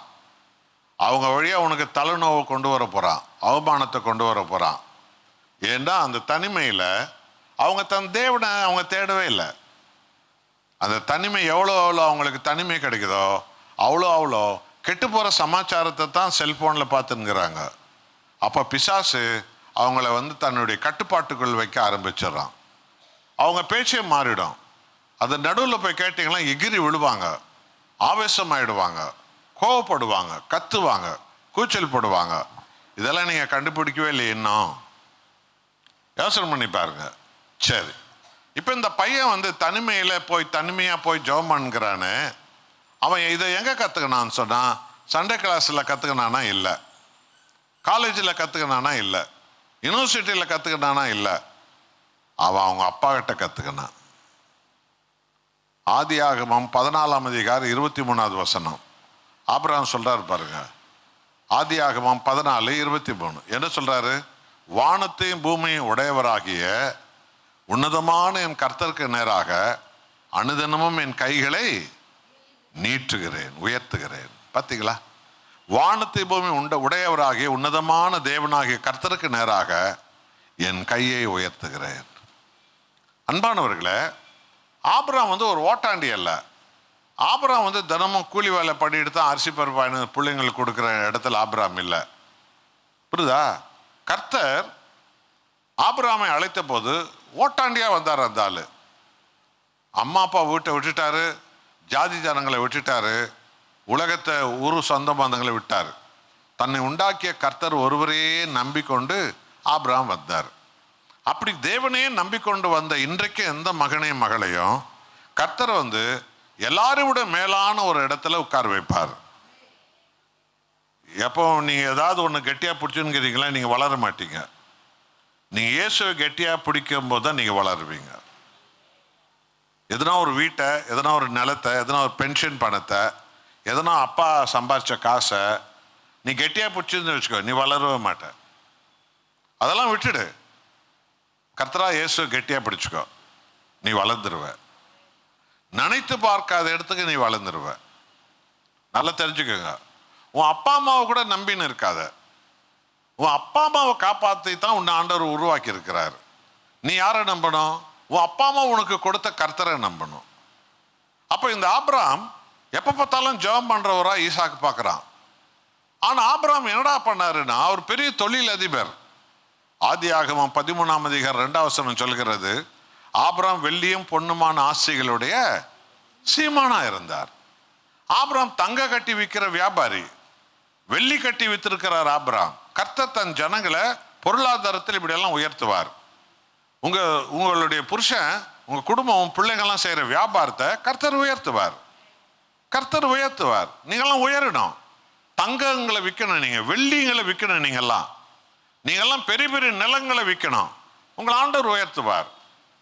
அப்படியே உங்க குடும்பத்தை உயர்த்துவார். ஆனா நீங்க அதுக்கு மேல தேவனை உயர்த்தணும். அல்லேலூயா. இப்ப ஆபிரகாம் எவ்வளவு உயர்த்தினாரோ அதுக்கு மேல தேவனை ஆபிரகாம் உயர்த்தினார். பாருங்க, தங்க கட்டி விற்கிற ஆளா இருந்தாலும், வெள்ளி கட்டி விற்கிற ஆளா இருந்தாலும், 318 வேலைக்காரன் அவருடைய தோட்டத்தில் இருந்தானுங்க. 300 மேனேஜர் இருந்தான் ஆபிரகாமுக்கு. ஒருத்தர் ஒரு டிபார்ட்மெண்ட்டை பார்த்துக்கினா. ஆபிரகாமோ தேவன் ஒருவரே கையை ஏந்தி நின்று இருந்தார். ஜப வீரனா இருந்தார். அவ கம்பெனியை பார்த்துக்கினா. ஆபிரகாம் ஜப வீரரா இருந்தார். பெங்களூர்ல ஒரு பெரிய நற்செய்தி மகாநாடு 4 நாள் ஏற்பாடு பண்ணி, கொரியாவில் இருந்து அந்த பாஸ்டருங்க, பெங்களூர் இருக்கிற பாஸ்டருங்க சொல்லியிருக்கிறாங்க, ஐயா சுத்த சுவிசேஷம் பிரசங்கிக்கிற ஒரு பிரசங்கி எங்களுக்கு வேணும். அவர் வெறும் பைபிள் தான் பிரசங்கிக்கணும். அப்படிப்பட்ட ஒரு பிரசங்கி எங்களுக்கு வேணையா. அந்த பெங்களூர் பட்டணத்தில் தமிழ் மக்கள் லட்சக்கணக்காக இருக்கிறாங்கல்ல, தமிழ்ல சுத்த சுவிசேஷம் அறிவிக்கிறவர் அவர் தான். பாவத்தை கண்டிச்சு போதிக்கிறவர், சத்தியத்தை போதிக்கிறவர். அப்படிப்பட்ட ஒரு போதகரை எங்களுக்கு ஏற்பாடு பண்ணி வைங்க அப்படின்னு கொரியாவிலேருந்து அந்த பெங்களூரில் இருக்கிற இந்த கொரியா மினிஸ்ட்ரியோட தொடர்பு உள்ளவங்களுக்கு அவங்க சொல்லியிருக்கிறாங்க. உடனே அவங்கெல்லாம் ஒரு 50-60 பாஸ்டர்கள்லாம் பேசி பேசி பேசி பேசி பேசி கடைசியில் அவங்க சிந்தையில் கர்த்தர் என்ன ஞாபகப்படுத்தியிருக்கிறார். அப்போ அந்த பாஸ்டர்லாம் சொன்னாங்க, ஐயா சுத்த பைபிளில் தொடங்கி பைபிள்லேயே முடிக்கணும், அந்த மாதிரி ஒரு பிரசங்கம் எங்களுக்கு வேணும்னு கொரியாவில் இருக்கிறவங்க கேட்குறாங்க. ஐயா நீங்கள் 4 நாளைக்கு நீங்கள் வரணையா, இது கர்த்தருடைய நடத்துதல்லையா சொல்லி 2 மாதத்துக்கு முன்பே இருக்கும்போது எனக்கு சொல்லி நான் அதுக்காக ஜபத்தில் இருந்தேன். நான் படித்து முடித்த காலேஜ் கிரவுண்ட்லேயே அந்த மீட்டிங் வச்சுருந்தாங்க. சென்ட் அலாஷியஸ் யூனிவர்சிட்டி அந்த காலேஜ் கிரவுண்ட், அந்த காலேஜில் தான் நான் படித்தேன். அந்த காலேஜ் கிரவுண்டில் தான் அந்த மீட்டிங் வச்சுருந்தாங்க 4 நாள். கொரியாவில் இருந்து 10 தலை சிறந்த பாஸ்டருங்க வந்தாங்க. நிச்சயமாக நான் அங்கே போனது கர்த்தருடைய திட்டம், இது தேவனுடைய திட்டமாக இருந்தது. நான் அதை தான் கண்டுபிடிச்சேன். காரணம் என்ன தெரியுமா? அந்த 10 பேர் சொன்ன சாட்சி. கொரியாவில் அந்த 10 தொழில் அதிபர்களும் சொந்த பிளேனை வாங்கி, சொந்த பிளேனில் அந்த 10 தொழில் அதிபர்களும் அவங்க அந்த சொந்த பிளேனில் உலகமெல்லாம் ட்ராவல் பண்ணுறாங்க. அந்த தொழில் அதிபர்களுக்கு தலை சிறந்த தலைவர் ஒருத்தர் வந்தார். அவர் ஒரு சாட்சி சொன்னார் முன்னால், என் பிரசங்கத்துக்கு முன்னால். நான் அப்படியே ஆடி போயிட்டேன். அவர் சொன்னார், சாம்சங் கம்பெனி கேள்விப்பட்டுக்கிறீங்களா? உங்கள் கையில் ஃபோனெல்லாம் இருக்கும், வாஷிங் மிஷின் இருக்கும், எல்லாம் சாம்சங் கம்பெனி கேட்டிருப்பீங்க. அமெரிக்காவிலே ஆப்பிள் ஃபோனுக்கு அடுத்தது போட்டி போட்டு நிற்கிற ஒரே ஒரு ஃபோன் சாம்சங் ஃபோன் தான். நீங்கள் கேள்விப்பட்டுக்கிறீங்களா அப்படின்னு கிரவுண்டில் பார்த்து கேட்டார். எல்லாரும் செல்ஃபோனை எடுத்து காட்டுறாங்க. அவர் சொன்னார், அந்த சாம்சங் போனுடைய கம்பெனி முதலாளி நான் தான் சொன்னார். கைகளை தட்ட எல்லாருமா. ஆமாம் அன்பானவர்களே, எல்லாரும் ஆச்சரியமா போயிட்டாங்க. எனக்கே ஆச்சரியம். அந்த சாம்சங் கம்பெனியுடைய ஓனரே நான் தாயா. நான் குப்பையிலிருந்து என்ன கர்த்தர் உயர்த்தினாரியா, தூசிலிருந்து என்ன உயர்த்தினாரியா கர்த்தர் கொரியாவில். இன்னைக்கு வேர்ல்டுல அமெரிக்காவுக்கு ஈடா நாங்கள் போட்டி போடுறோம். அமெரிக்காவில் இருக்கிற எல்லார் கையிலையும் ஒன்று ஆப்பிள் போன் இருக்கும், இல்லைன்னா சாம்சங் போன் தான் இருக்கும். அதுக்கு ஈக்குவலாக போட்டி போடும். ஒருத்தரும் என் பின்னாடிக்கு நண்பர்கள் எல்லாரும் கம்பெனி. இவர் கம்பெனியில் 5000 பேர் வேலை செய்கிறான், இவர் கம்பெனியில் 15000 பேர் இருக்கிறான், இவர் கம்பெனியில் 50000 பேர் வேலை செய்கிறான், இவர் கம்பெனியில் 1,00,000 பேர் வேலை செய்கிறான், இவர் கம்பெனி உலகமெல்லாம் இருக்குது. எங்கள் சாம்சங் கம்பெனி வேர்ல்டு முழுக்க இருக்குது. எங்கள் சாம்சங் கம்பெனி இல்லாத வேர்ல்டில் இடமே கிடையாது. அது முதலாளி நான் தான். சரி, அதே நேரத்தில் நான் இன்னொரு வேலையும் செய்கிறேன். என்ன வேலை தெரியுமா? கர்த்தராகிய இயேசு கிறிஸ்துவனுடைய பாஸ்டராக நான் இருக்கிறேன். கைகளை தட்டுறது என்ன ஆச்சரியம். ஆமாம் நண்பானவரே, நான் ஒரு பாஸ்டர். என் கம்பெனிக்கு முதலாளி நான் உலகத்தில் சொல்லி பெருமைப்பட நான் தயாராக இல்லை. என்னை குப்பையிலேருந்து எடுப்பார் ஆண்டவர். நான் ஒரு பாஸ்டர் ஆக்குறேன். சரி, என் கூட 10 பேர் வந்துக்கிறாங்களே, எல்லாம் கம்பெனி முதலாளிங்க தான். ஏன்னா எல்லாரும் பாஸ்டருங்க தான். கம்பெனிகள்லாம் ஆளுங்க பார்த்துக்கிறானுங்க. ஆயிரக்கணக்கான ஆளுங்களை வச்சிருக்கிறோம். 100கணக்கான மேனேஜருங்க இருக்கிறானுங்க. எல்லா கம்பெனி ப்ராடக்ட் எல்லாம் கம்ப்யூட்டர்லேயே சேல் ஆகிடுது. கம்ப்யூட்டர் ப்ராடக்ட் எல்லாம் கம்ப்யூட்டரில் சேல் ஆகுது. பணமெல்லாம் பேங்க்கு கம்ப்யூட்டரில் சேர்ந்துடுது. எதுக்கும் நாங்கள் மல்லு கட்ட வேண்டியதே கிடையாது. நாங்களோ எங்களை உயர்த்திய கர்த்தர் இயேசுவின் நாமத்தை உலகமெல்லாம் உயர்த்தி கொண்டு திரிகிறோம். அந்த சாட்சி, ஆண்பானவர்களே, எங்களுக்கு அது ரொம்ப பிரயோஜனமாக இருந்தது. அவங்களுடைய சாட்சி அவ்வளோ ஒரு புல்லரிக்கும் ஒரு சாட்சி. அவங்க சொன்னாங்க, இன்னைக்கு உலகமெல்லாம் எங்கள் சொந்த விமானத்தில் நாங்கள் செலவு பண்ணின்னு போகிறோம். எங்கள் பணத்தை நாங்கள் வாரி இறைக்கிறோம். ஏன்னா எங்களுக்கு ஆண்டவர் million million million million trillion dollar எல்லாம் எங்களுக்கு கொடுத்துருக்கிறார். எங்களுக்கு உலகத்தாருடைய காசெல்லாம் தேவையே இல்லை. எங்கள் கம்பெனி தலை சிறந்து ஓங்கி வளருது. அதுலேருந்து ஒரு தொகை எடுத்து நாங்கள் உலகமெல்லாம் வாரி இறைக்கிறோம். உலகமெல்லாம் நாங்கள் சுவிசேஷம் கொண்டு போகிறோம். வார வாரம் ஒரு தீவில் இருப்போம், வார வாரம் ஒரு நாட்டில் இருப்போம், வார வாரம் ஒரு கூட்டத்தின் மத்தியில் இருப்போம். இயேசு கிறிஸ்துவை உலகத்துக்கு நாங்கள் கொடுக்குறோம் அப்படின்னு சொன்னார். பார்த்தீங்களா, இதுதான் தேவனுடைய திட்டம். தன் பிள்ளைகள் உலகத்தில் உயர்ந்து வரணும், சமுதாயத்தில் உயர்ந்து வரணும், தொழிலில் உயர்ந்து வரணும், ஊழியத்தில் உயர்ந்து வரணும். தன்னுடைய ஜனங்கள் சமுதாயத்தில் உயர்ந்து வரணும். ஏன்னா அவங்க சுத்தமான தேவனை ஆராதிக்கிறார்கள். அவங்களால தான் சுத்தமான பொருளை ஜனங்களுக்கு கொடுக்க முடியும். நம்முடைய இந்தியாவில் எதை தொட்டாலும் கலப்படம் தான். எந்த அரிசி தினாலும் கலப்படம் தான், எந்த பருப்பு தினாலும் கலப்படம் தான், எந்த காப்பி கொட்டை வாங்கினாலும் கலப்படம் தான், எந்த மாத்திரை மருந்து வாங்கினாலும் கலப்படம் தான். எல்லாம் கலப்பட வியாபாரம் தான். ஏன்? அவன் தேவனை அறியாதவன். அவனை வஞ்சிக்கும் ஆவிகள் ஆளுகை பண்ணி கொண்டிருக்கிறது. காசு வேணும் காசு வேணும்னு சொல்லி தான் எல்லாம் கலப்படம் பண்ணி விற்கிறானுங்க. இந்தியாவில் 199 வியாபாரிகள் கலப்பட வியாபாரிகள் தான். ஏன்னா அவன் கர்த்தராகிய தேவன் இன்னும் அறியல. அறிஞ்சா சுத்தமான பொருளை தருவான், ஜனங்களுக்கு பிரயோஜனமான பொருளை தருவான். இயேசு கிறிஸ்துவை ரட்சகராக ஏற்றுக்கொண்ட வியாபாரிகள்லாம் சுத்தமான பொருள் கொடுக்கணும். ஏன்னா என் தேவன் பரிசுத்தர், என் தேவன் நீதியின் தேவன். நான் செய்கிற வியாபாரத்தில் எல்லாம் சுத்தமான பொருள் தான் தருவேன். என் ஜனங்களுக்கு நல்ல பொருளை தருவேன். இதன் வழியாகவும் நீங்கள் கர்த்தருக்கு சாட்சியா இருக்கலாம் இல்லையா? ஆக இங்க ஆபிரகாமை பாருங்க. ஆபிரகாம் ஒரு பெரிய தொழிலதிபர், ஆனால் ஜெப வீரன். ஈசாக்கு எப்போ பார்த்தாலும் ஆபிரகாம் முழங்கால் போடுறதே பார்த்தான், எங்க பார்த்தாலும் முழங்கால் போடுறதே பார்த்தான். ஆகவேதான் தங்க கட்டி வெள்ளி கட்டி விற்கிற பெரிய தொழிலதிபர், லட்சக்கணக்கான ஆடு மாடு ஒட்டக விற்கிற தொழிலதிபர், 318 வேலைக்காரன் உள்ள எத்தனை 1000 ஏக்கர் நிலம் சொந்தமாக இருந்திருக்கும் இல்லையா? நீங்கள்லாம் வளரணுங்க. ஏக்கர் ஏக்கரா நிலங்க வாங்கி விடணும். நீங்கள் மாடி மேலே மாடி கட்டணுங்க. நீங்கள்லாம் வளரணும். நீங்கள் வளர்ந்தால் தானே ஊழியத்தை நீங்கள் தாங்குவீங்க. உங்கள் குடும்பம் சார்பாக ஒரு சபையை கட்டுவீங்க. உங்கள் குடும்பம் சார்பாக நீங்கள் சபை வளர்ச்சிக்கு நீங்கள் காணிக்கை தருவீங்க. நீங்கள் வளரணும் இல்லையா? நீங்கள் உயரணும் இல்லையா? உங்கள் வியாபாரம் வளரணும் இல்லையா? இவை எல்லாவற்றுக்கும் காரணம் உங்கள் முழங்கால் ஜெபந்தான். அல்லேலூயா சொல்லுங்க. ஆக ஆபிரகாம் அப்பாவிட்ட மகன் ஈசாக்கு கற்றுக்கொண்டான். எல்லாம் பரலோகத்துக்கு நேராக கையை நீட்டும் போது எனக்கு பரலோகத்திலிருந்து சகல அற்புதங்களும் வருகிறது. இதைத்தான் உங்க பிள்ளைகள் உங்ககிட்ட கத்துக்கணும். உங்ககிட்ட வாயாட கத்துக்கினாங்க, சண்டை போட கத்துக்கினாங்க, குறை சொல்ல கத்துக்கினாங்க, சத்தம் போட கத்துக்கினாங்க. உங்க கூட உட்காந்து உட்காந்து உட்காந்து ஊர்ல இருக்கிற பொம்பளைங்க கதையெல்லாம் நீங்க பேசி, உன் பொண்ணு இப்போ பொம்பளை கதையை பேசுறா, ஊர்ல இருக்கிற கதையை பேசுறா உன் பொண்ணு. உன் பையன் கெட்டு போனவனுங்க கதையை தான் பேசுறான், வளர்ந்தவனுங்க கதையை பேச மாட்டேன்றான். ஏன்னா நீங்க அதை பேசுறதே இல்லை. அற்புதம் செய்யற தேவனை பத்தி நீங்க பேசுறது இல்லை. அசிங்கமான ஆளுங்களை பத்தி தான் நிறைய வீட்டில் பேசுறீங்க. உங்க பிள்ளைங்களாம் அசிங்கமானதை தான் பேசுறாங்க. உங்க கிட்ட இருந்து அதான் கத்துக்கினாங்க. உங்க பிள்ளைங்க யாருங்க உங்களை பார்த்து ஜெபிக்க கத்துக்கினாங்க? உன் பையன் உன் பார்த்து ஜெபிக்க கத்துக்கினானா? தங்கச்சி, அம்மா, பாட்டி, தாத்தா பாட்டிமார்களை, பேர பசங்களாம் உங்ககிட்ட ஜெபிக்க கத்துக்கினாங்களையா?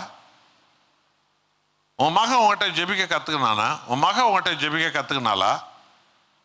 அதை கத்துக் கொடுக்காம நீ எதை கத்துக் கொடுத்தா அவங்க வளர போறாங்க? முதல்ல அதை தான் கத்துக்கணும். முடியாது, வா முழங்கால் போடு, வா ஆண்டவரை துதி பாடு, உனக்காக வானம் திறக்க போகுது, அபிஷேகம் இறங்க போகுது, வானம் திறக்க போகுது, அபிஷேகம் இறங்க போகுது, வா. பிள்ளைகளுக்கு அதான் கத்தரணும். அதுதான் அந்த பிள்ளைகளை இந்த உலகத்தின் உயர்ந்த நாடுகளை கொண்டு போய் நிறுத்தம். அல்லேலூயா. ஜெபம் பண்ண கத்துக் கொடுங்க. இன்னைக்கு நாளைக்கு நாளைக்கு முரட்டாட்டமா இருப்பாங்க, ஆனா 10வது முறை அடங்கிடுவாங்க, 11வது முறை முழங்கால் போட்டுருவாங்க, 15வது முறை கீழ்ப்படிவாங்க. உங்களால சாதிக்க நினைக்கிறதெல்லாம் தேவன் உனக்கு சுலபமா சாதித்து காட்டுவார். ஜெபந்தான், ஜெபந்தான். ஆகவே அன்பானவர்களே, எவ்வளவு முழங்கால் போடுவீங்களோ அவ்வளவு நீங்க சாதிக்க போறீங்க. தம்பி, தங்கச்சி, உன் திறமையை நம்பின்னு இருக்காத, வெட்கப்பட்டுடுவ. உன் தாளந்து பிடிச்சுன்னு இருக்காத, அவமானப்பட்டுடுவ. உன்னை உயர்த்துகிற கர்த்தரை பற்றிக்கொள், முழங்கால் போடுவ. உனக்காக பரலோக கதவு திறக்க ஆரம்பிக்கும். உனக்காக பரலோக கதவு கர்த்தர் திறக்க காத்திருக்கிறார். நீ முழங்கால் போடணும். இயேசு ஞானஸ்தானம் பெற்றவுடன் ஜெபம் பண்ணினார். நீ நானும் ஞானஸ்தானம் பெற்றவுடன் சாவர வரைக்கும் முதல்ல ஜெபம் பண்ணணும். ஜெபம் பண்ணணும். முதல்ல முழங்கால் போடணும். பரலோகத்தில் செய்யப்படுவது போலத்தான பூமியில் செய்யப்படுவதாக கர்த்தர் கற்பித்த ஜெபம். அப்ப பரலோகத்துல ஒரு காரியம் நிறைவேற்றலைன்னா பூமியில நிறைவேறாத. பரலோகத்தில் உத்தரவு கிடைக்கணுமே, பூமியில் உத்தரவு கிடைக்குமே. பரலோகத்தில் உனக்கு சுகம் உண்டாகணுமே, பூமியில் உனக்கு சுகம் உண்டாகுமே. பரலோகத்தில் உனக்கு கதவு திறப்பாரு, பூமியில எந்த கதவு உனக்கு திறக்குவாரு? நீ முழங்கால் போடணும். இதை தான் ஆண்டவர் இயேசு செய்தார். இயேசு ஜெபித்தார். மார்க்கு 1 வசனம். மார்க்கு 1 என்ன சொல்கிறது என்று பாருங்கள். பரிசுத்த ஆவியானவர் சொல்லுகிறார், அவர் விடிய காலையில் அதிகாலையில இருட்டோட, இது இந்த 4:30 மணியிலிருந்து 5:30 மணி வரைக்கும் நடக்கிற ஒரு விஷயம். இது இந்த 4:30 மணிலேருந்து 5:30 மணி வரைக்கும் நீங்க அந்த நாளெல்லாம் ஏதோ ஒன்று சாதிக்க விரும்புறீங்களா? இருட்டோட பார்த்தீங்களா? பொழுது விடிஞ்ச பின்னாடி அல்ல, ஆனா இருட்டோட அந்த நாளை ஆண்டவர் சந்திக்க போறாரு. அந்த நாளில் 100கணக்கான நோயாளி பார்க்க போறார், பிசாசு பிடிச்சோடன பார்க்க போறார், பாவிகளை பார்க்க போறார், அக்கிரமக்காரனை பார்க்க போறார், மத வெறியர்களை பார்க்க போறார், நோயாளிகளை பார்க்க போறார். அந்த நாளில் பார்க்க போறார். சூரியன் உதிச்ச பின்னா இவங்களெல்லாம் பார்க்க போறார். ஆகவே நீதியின் சூரியனான கர்த்தராகிய இயேசு சூரியன் உதிக்கிறதுக்கு முன்னாடியே இவர் உதிச்சிட்டார், இருட்டோட அதிகாலையில. அப்ப இந்த 4 மணிக்கு எழுந்து தன்னை ரெடி பண்ணிக்கணும். இந்த 5:30 6 மணி வரைக்கும் இருட்டோட என்ன பண்ணாரு? அவர் எழுந்து புறப்பட்டு போய் வனாந்தரமான ஒரு இடத்துல அங்கே போய் அவர் ஜெபம் பண்ணினார். அல்லேலூயா சொல்லுங்க. பார்த்தீங்களா? அந்த நாள் முழுவதும் நீ உன்னை சாதிக்க விரும்புறியா? அதிகாலையில் எழுந்து முழங்கால் போட்டுடு. உனக்கு ஒரு கதவு திறக்கணுமா? முழங்கால் போடு. நீ ஒன்று ஜெயிக்கணுமா? முழங்கால் போடு. நீ தடைகளை உடைக்கணுமா? முழங்கால் போடு. அதிகாலையில இதுதான் கர்த்தருடைய வாசல், இதுதான் கர்த்தருடைய சாவி. இயேசு அதிகாலையில எழுந்து பிதாவை நோக்கி அவர் ஜெபிக்க ஆரம்பித்தார். 36வது வசனத்தை பாருங்க. 36வது வசனம் சொல்கிறது, அப்போது பேதுருவும் யோவானும் அவரை கண்டபோது உம்மை எல்லோரும் தேடுகிறார்கள் என்று சொன்னார்கள். கவனிச்சு பாருங்க. ஆண்டவரே, உம்மை எல்லோரும் தேடுகிறார்கள். எதுக்கு தேடினாங்க? ஏன்னா 5 ரொட்டி 2 மீனை ஒரு 10,000 பேருக்கு பங்கிட்டு திருப்தியாக சாப்பிட வச்சார். 7 ரொட்டி 2 மீனையும் 10,000 பேர் பங்கிட்டு திருப்தியாக சாப்பிட வச்சார். இந்த தின்றதுக்கே இவரை தேடினானுங்க எல்லாரும். ஆண்டவரா இயேசு கிறிஸ்துவை சும்மா போனாலே போதும், ஃப்ரீ சாப்பாடு தாயா இயேசுநாதர்கிட்ட, நம்ம ஃப்ரீ சாப்பாடு தான் எல்லாருக்கும், நல்லா தின்னலாம், கொஞ்சம் டிஃபன்லேயும் வாங்கி வச்சுக்கலாம், பேக்கில் வாங்கி வச்சுக்கலாம்னு சொல்லி எவ்வளோ இருட்டோட போய் இயேசுவை தேடின்னு இருந்தாங்களாம். எல்லாருமே தேடுகிறார்கள் ஆண்டவரே.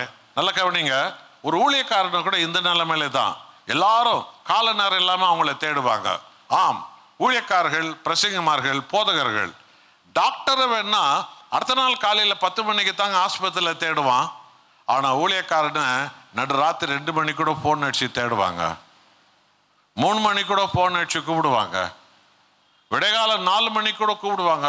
ஐயோ, ஏதோ ஒரு நோய் வந்து புரண்டு அழுதுங்கிறாரியா, ஒரு ஜெபம் பண்ணுங்க இந்த ஃபோன்லன்னுவாங்க. டாக்டரை காலைல 10 மணிக்கு தான் போய் பார்க்க முடியும் ஆஸ்பத்திரியில். அந்த ஆள் அப்பாயின்மெண்ட் வாங்கி தான் போய் பார்க்க முடியும்.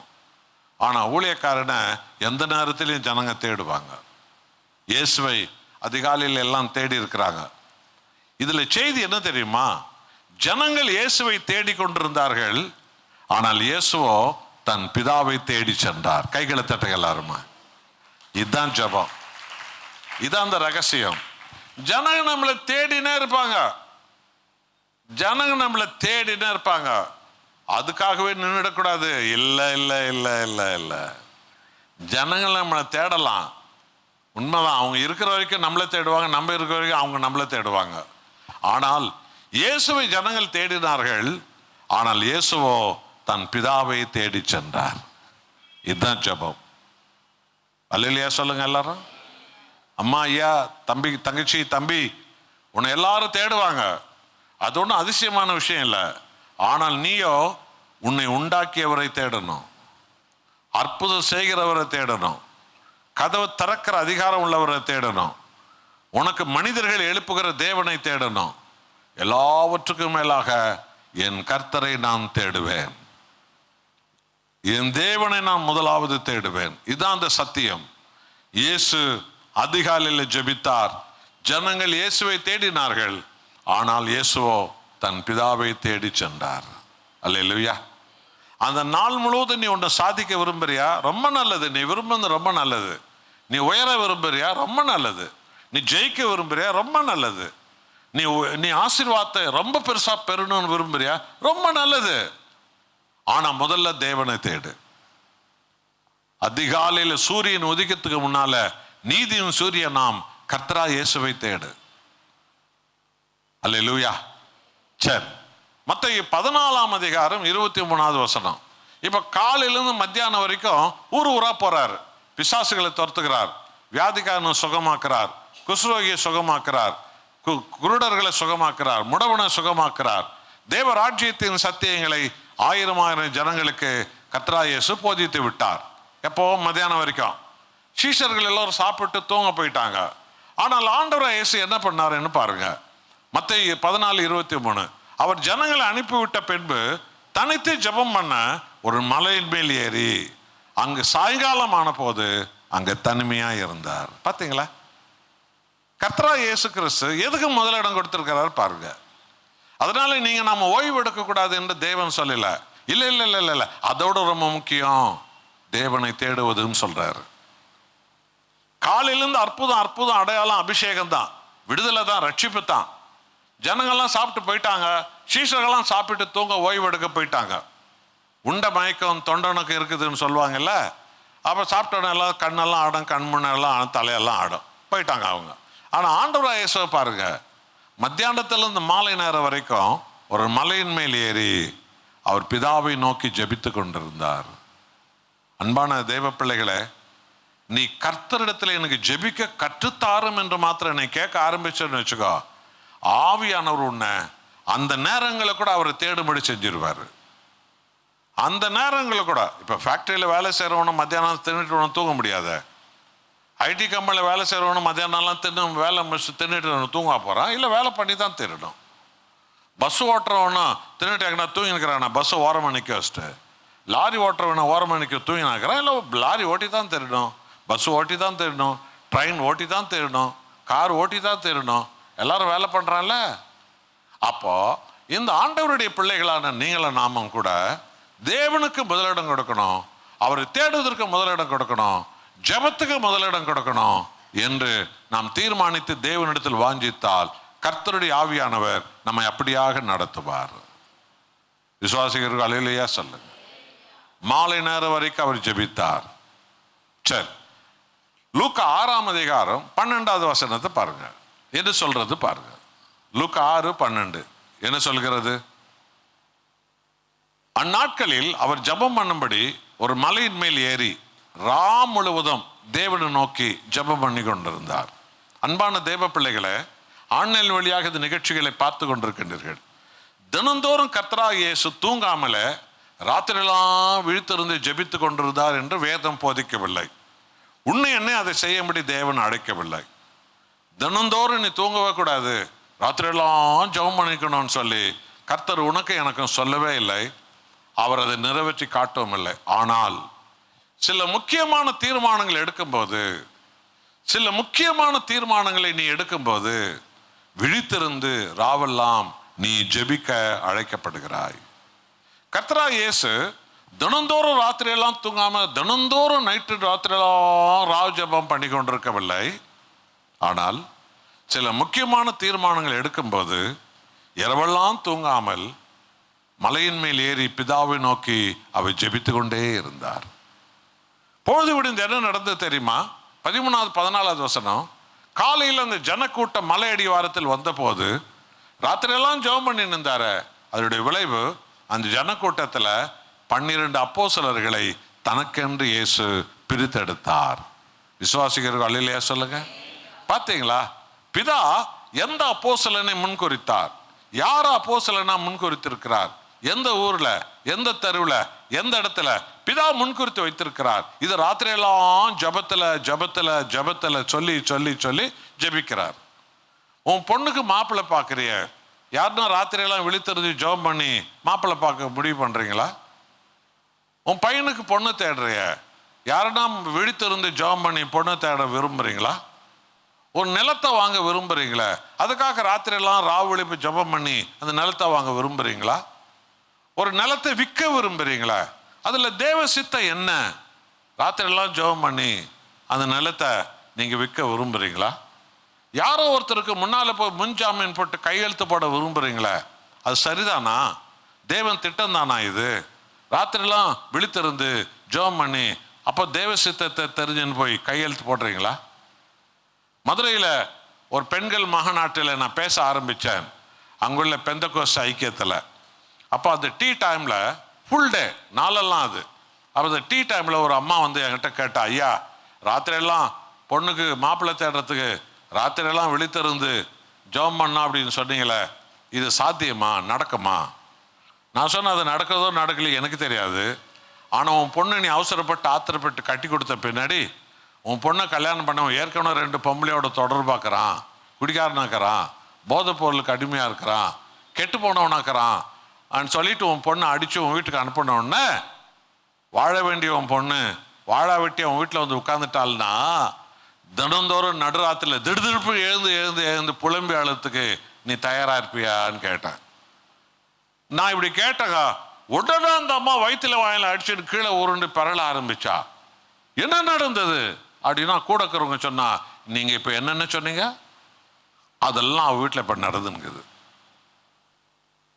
அவ பொண்ணை கட்டியா நிற்கிறவன் ஏற்கனவே 2 பொம்பளையோட தொடர்பு இருக்கிறவன், அவனை காஞ்சா பிடிக்கிறவன், அவன் இந்த பொண்ணை அடிச்சு துன்பப்படுத்துறவன், அந்த பொண்ணு கல்யாணம் ஆகி 1 மாசத்துல வீட்டுக்கு வந்துட்டா. இவ தினந்தோறும் பைத்தியக்காரி மாதிரி நடுராத்தில் எழுந்து எழுந்து ஐயோ என் பொண்ணு வாழ்க்கை இப்படி போச்சே போச்சேன்னு அலறி அழுதுந்தாங்கிறயா. யோசனை பண்ணி பார்த்தீங்களா? அவ கேட்டா, பொண்ணுக்கு கல்யாணத்துக்கு தீர்மானிக்கும் போது ராத்திரியெல்லாம் விழித்திருந்து ஜெபிக்க முடியுமான்னு கேட்டவோ, இப்போ நடுராத்திரியெல்லாம் விழித்திருந்து கதறி அழுதுங்கிறாளாம். இதுக்காகத்தான் கர்த்தர் சொன்னாரு, நீ ஒரு தீர்மானத்தை எடுக்கிறதுக்கு முன்னால பரலோக சித்தம் என்னன்றது நீ தெரிஞ்சுக்கணும். நீ விடுத்திருந்து ஜெபி. நீ தீர்மானம் எடுத்துட்டு பின்னாடி தலையில் அடிச்சுக்காத, யாரையும் குறை சொல்லாத, புலம்பாத. அவங்கள நம்பி அப்படி ஆயிடுச்சு, இவங்களை நம்பி இப்படி ஆயிடுச்சு நீ சொல்லாத. நீ தீர்மானம் எடுத்துக்கு முன்னாடி உன் தேவனுடைய சமூகத்தை நீ கேட்டிருக்கலாம்ல. இதைத்தான் கர்த்தர் இன்றைக்கு உங்களுக்கு நமக்கு சொல்லுகிறார். இயேசுவை பாருங்கள், அவர் கூட்டத்தில் 12 பேரை தேர்ந்தெடுக்கணும். ராத்திரி எல்லாம் பிதா கிட்ட ஜெபிச்சிருக்கிறார் பாருங்க. ராத்திரி எல்லாம் ஜெபம் பண்ணியிருக்கிறார். ராத்திரி எல்லாம் ஜெபம் பண்ணியிருக்கிறாருங்க. காட்டி கொடுக்கிறவங்க கூட பிதா அடையாளம் காட்டுறாருங்க. ஒரு துரோகிய அவனை ஏத்துக்கிறார் பாருங்க. அவரு ராத்திரி எல்லாம் ஜெபம் பண்ணா, இது பிதாவின் சித்தம், நான் கீழ்ப்படிவேன். என் அன்பான தேவ ஜனங்களே, ஜெபந்தான் உன்னுடைய வாழ்க்கையை கதவுகளை திறக்கும். ஜெபந்தான், ஜெப வாழ்க்கை கிறிஸ்தவ வாழ்க்கையினுடைய உயிர் நாடி, ஊழியத்தின் உயிர் நாடி ஜெபந்தான். நீ எவ்வளவு பேர்கிட்ட உட்கார்ந்து பேசிருக்கிறது முக்கியம் இல்லை, நீ எவ்வளவு முழங்கால் போட்டு தேவனிடத்தில் பேசுறதுங்கிறது தான் ரொம்ப முக்கியம். நான் பேங்க்ல தான் 1978 நான் வாலிபனா இருந்தபோது, 24 வயது வாலிபன் 1978 நான் அப்போ பேங்க்ல தான் நான் இருந்தேன். பேங்க் வேலையில் என்னை கர்த்தர் அப்போதான் தொட்டார். இயேசு என்னும் என்னை விசுவாசிக்காத இந்த ஜனங்கள் பாதாளத்தை நோக்கி போகிறார்கள், என் நாமத்தை சொல்ல வா என்று என்னை அழைத்தார். நானே அன்ன வரைக்கும் இயேசு விசுவாசிக்காத இருந்தவன். பாரம்பரியமான கத்தோலிக்க பைபிளே அட்டை எப்படி இருக்குதுன்னு கூட எனக்கு தெரியாது. நான் எவ்வளோ புக்கு படிச்சிருக்கிற பைபிளை தவிர. கத்தோலிக்கர்கள் கூட இன்னைக்கு கூட நிறைய புக்கு படித்து கிழிச்சிருப்பாங்க, பைபிளை மாத்திரம் திறந்திருக்க மாட்டான்.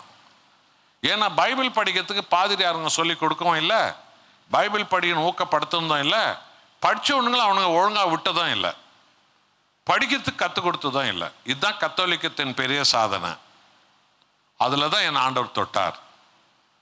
என்னை தொட்ட அந்த நாளில் இருந்து என்னுடைய பேங்க் வேலை பைபிள் காலேஜாக எனக்கு மாறிடுச்சு. நான் 1/2 மணி நேரம் பேங்க்கில் உட்காந்து என் டேபிளில் வேலை பண்ணினே இருப்பாங்க.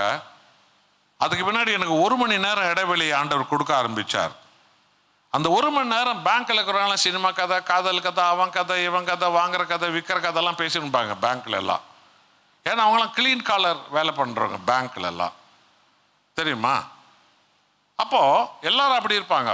என் ஆண்டவர் தொட்டதுனால நான் உடனே அந்த தனி ரூமுக்கு போய் முழங்கால் போட்டுடுவேன், வேதத்தை படிக்குவேன். என்னை நிரப்பும் ஆண்டவரே, என்னை நிரப்பும் இயேசுன நாமத்தை உயர்த்த என்னை நிரப்பும். நான் அங்கே கதறி நான் ஜெபம் பண்ணியிருப்பேன். டப்புன்னு ஒரு எனக்கு வேலை கிடைக்கும். அந்த ஒரு வேலையை நான் முடிச்சிருப்பேன். 2 hour எனக்கு இடைவெளி கிடைக்கும். ஆச்சரியமா இருந்தது எனக்கு. எனக்கு மாத்திரம் அப்படி ஒரு வாய்ப்பை தேவன் அந்த பேங்க்ல உருவாக்கி கொடுத்து விட்டார். அந்த 2 hour நான் போய் முழங்கால் போட்டுடுவேன். என் டேபிளில் நான் இல்லைன்னா பேங்க்ல இருக்கிற எல்லாருக்கும் தெரியும், அவர் தான் சாமியார் ஆயிட்டாரு, அவர் ஜபத்தில் தான் இருப்பார்.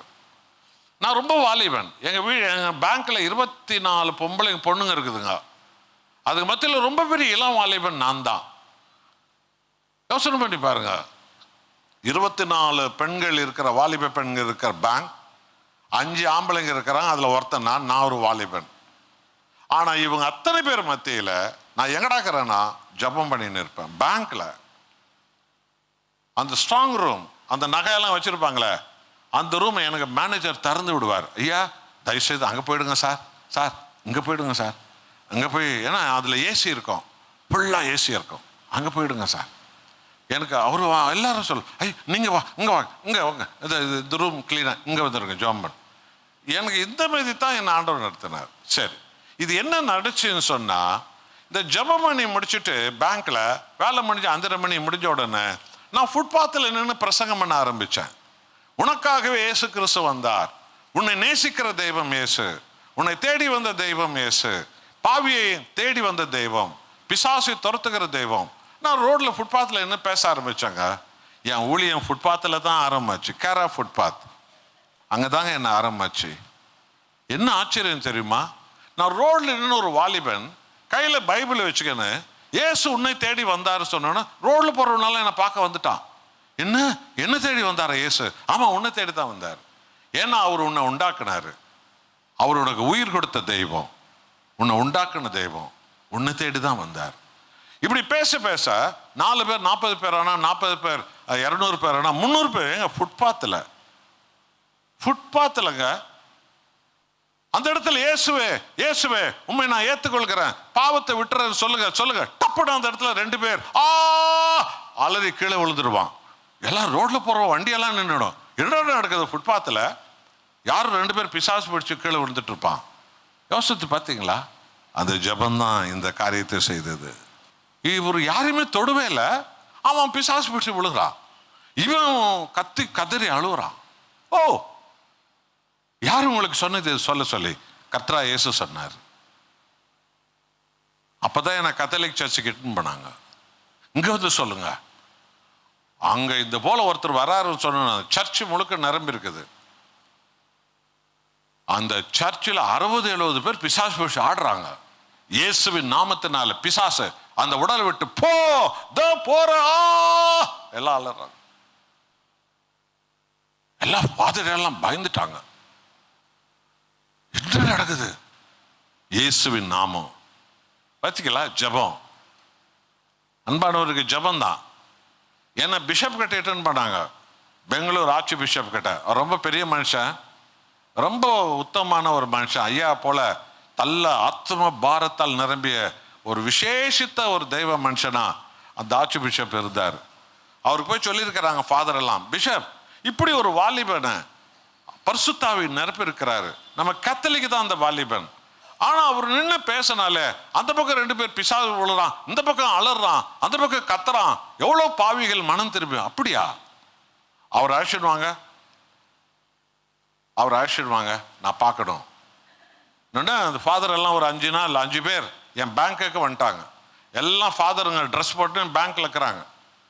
பேங்க்ல எல்லாரும் பார்க்குறாங்க, அலர்ட் ஆயிட்டாங்க பேங்க்ல. ஓ, 5 பாதிரியாருங்க பேங்க்குள்ள. யாரை தேடின்னு சொன்னா என்ன தேடி வந்துக்கிறாங்க. அவங்க சொன்னாங்க, சார் உங்களை ஆர்ச் பிஷப் கூப்பிடுறார் சார்.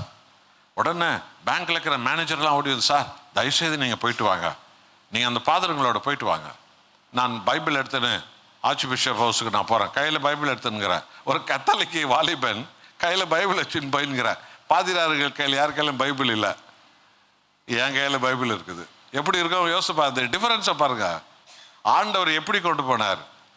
பிஷப்பு பார்த்துட்டு எழுந்து நின்ட்டார். அவரு நீங்க சொன்ன is one, oh father you all told no that person is one, yes is one.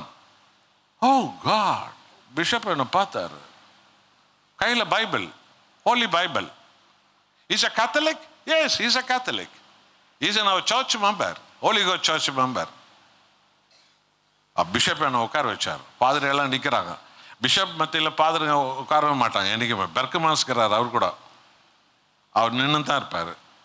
என்ன பிஷப்புக்கு உட்கார வச்சிருப்பாங்க, அது பெர்கமாஸ்க்கே தெரியும், நல்லாவே தெரியும் அவருக்கு, இன்ன வரைக்கும் அது தெரியும். எப்பவுமே சொல்லுவார், அண்ணே என்னை நிற்க வச்சாங்க, உங்களை உட்கார வச்சாங்க அண்ணே, எவ்வளோ பெரிய அபிஷேகம் உங்கள் மேலே, அது என்னால் மறக்கவே முடியாது. எப்பவுமே சொல்லுவார் அவர், என்னை பார்க்கும் போதெல்லாம் சொல்லுவார். அப்போ நண்பானவர்களே, அப்போ பிஷப் கேட்டார். அப்போ நான் சொன்னேன், இயேசு கிறிஸ்து என்னை விசுவாசிக்காத ஜனங்கள் பாதாளத்துக்கு போகிறாங்க, இயேசு நாமத்தை சொல்லுன்னு என்னை ஆண்டவர் அழைத்தார். அதனால தான் நான் ஃபுட்பாத்தில் சொல்கிறேன் பிஷப், ஃபுட்பாத்தில் சொல்கிறேன். யார் பர்மிஷனும் தேவையில்லை, யார்கிட்ட கேட்டதே இல்லை. கர்த்தர் என்னை தொட்டார், கர்த்தர் சொல்ல சொன்னார், நான் உன்னோடு இருப்பேன், நீ போய் பேசு. இதான் அன்பானவர்களே, நான் பேசினேன். பிஷப் புல்லரிச்சிட்டார். உடனே பிஷப், ஃபாதர் சார்லஸ் என் டிரைவர் அவன் ஒய்ஃப் வர சொல்லு அப்படின்னார். அந்தோனி, என் டிரைவர் பேர் அந்தோனி, அவன் பஞ்சாதி பேர் திரேசா, வர சொல்லு. ஏன்னா வந்தா அவள் பார்த்தா தலையெல்லாம் விரிச்சு போட்டு கண்டெல்லாம் அப்படியே ரெட்டாக இருக்குது.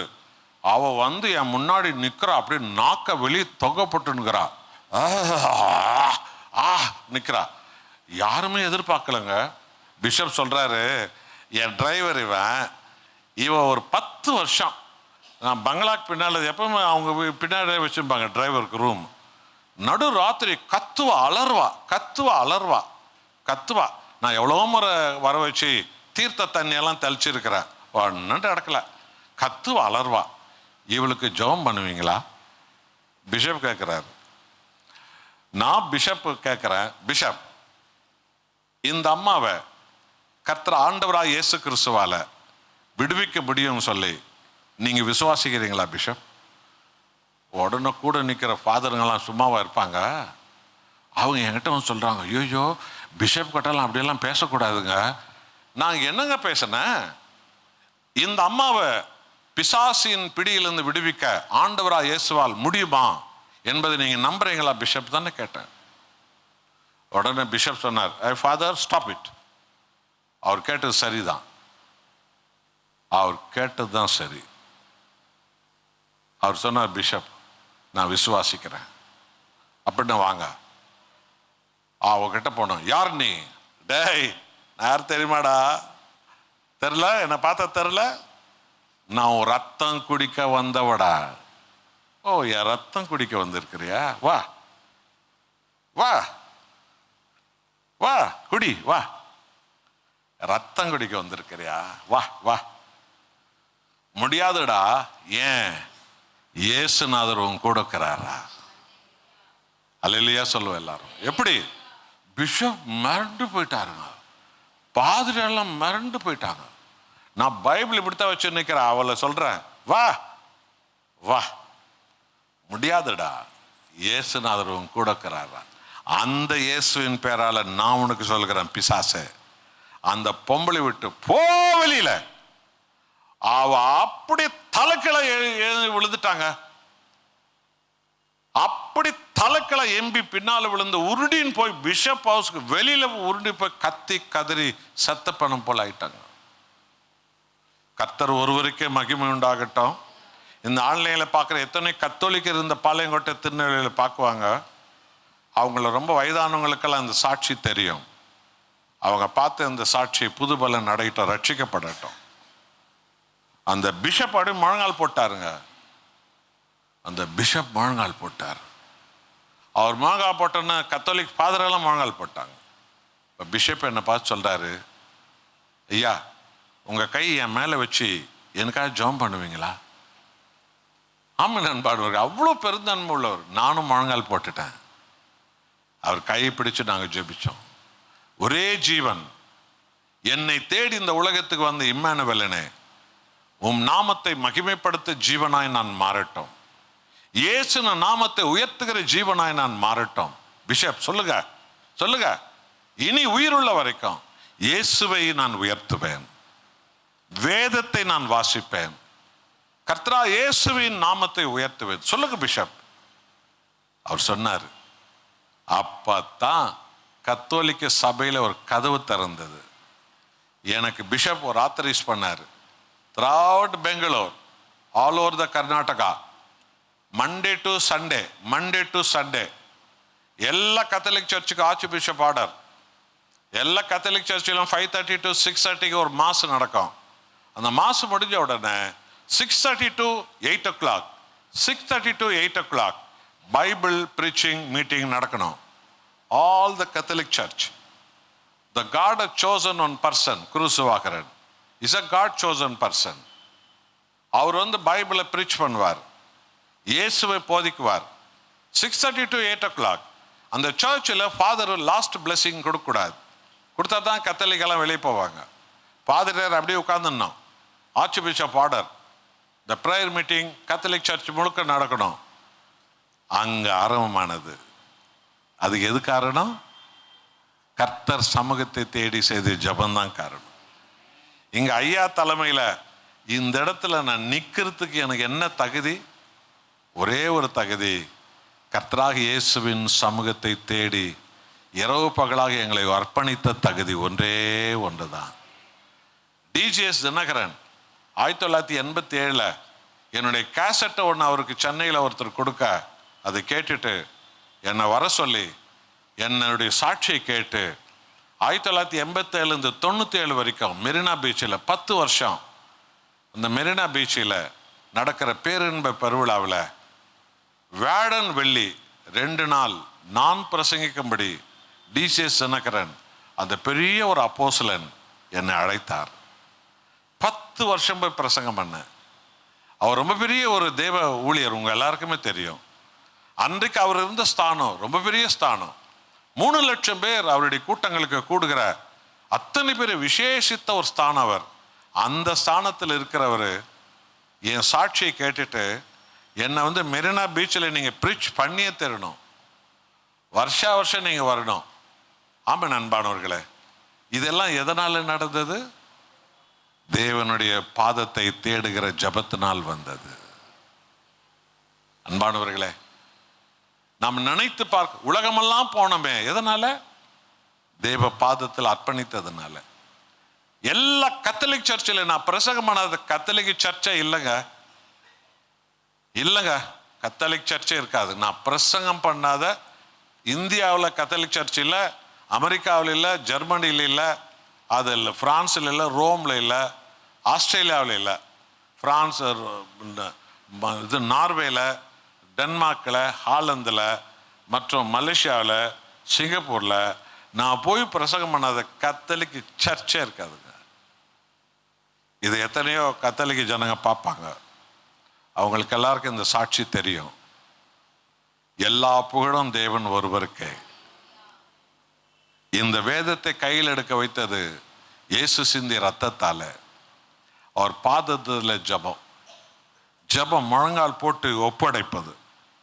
தயவு செய்து தங்கச்சி என் சாட்சி பாரு. கத்தோலிக்க சர்ச்சு பைபிளை ஒருத்தன் போதிக்க விடாத ஒரு சர்ச்சு.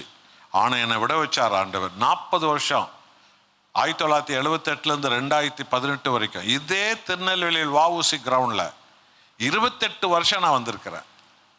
இதே திருநெல்வேலி பாலங்கோட்டை வஉசி கிரவுண்டில் 28 வருஷம்.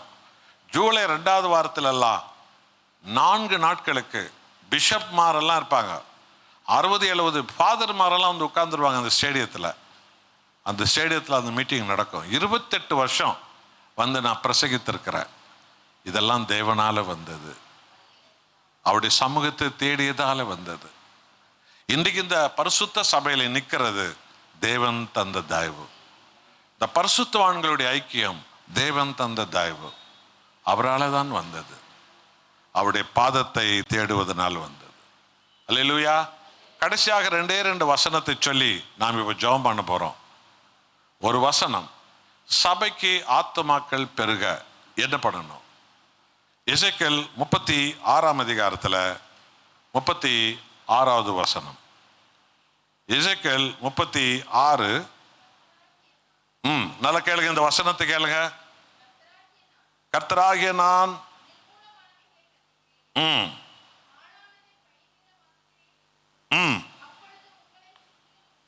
கர்த்தராகிய நான் நிர்மூலமானவைகளை கட்டுகிறேன் என்றும் பாழானதை பயிர்நிலமாக்குகிறேன் என்றும் அப்பொழுது உங்களை சுற்றிலும் உள்ள மீதியான ஜனங்கள் அறிந்து கொள்வார்கள். கர்த்தராகிய நான் இதை சொன்னேன், இதை செய்வேன். 37வது வசனத்தை பாருங்க.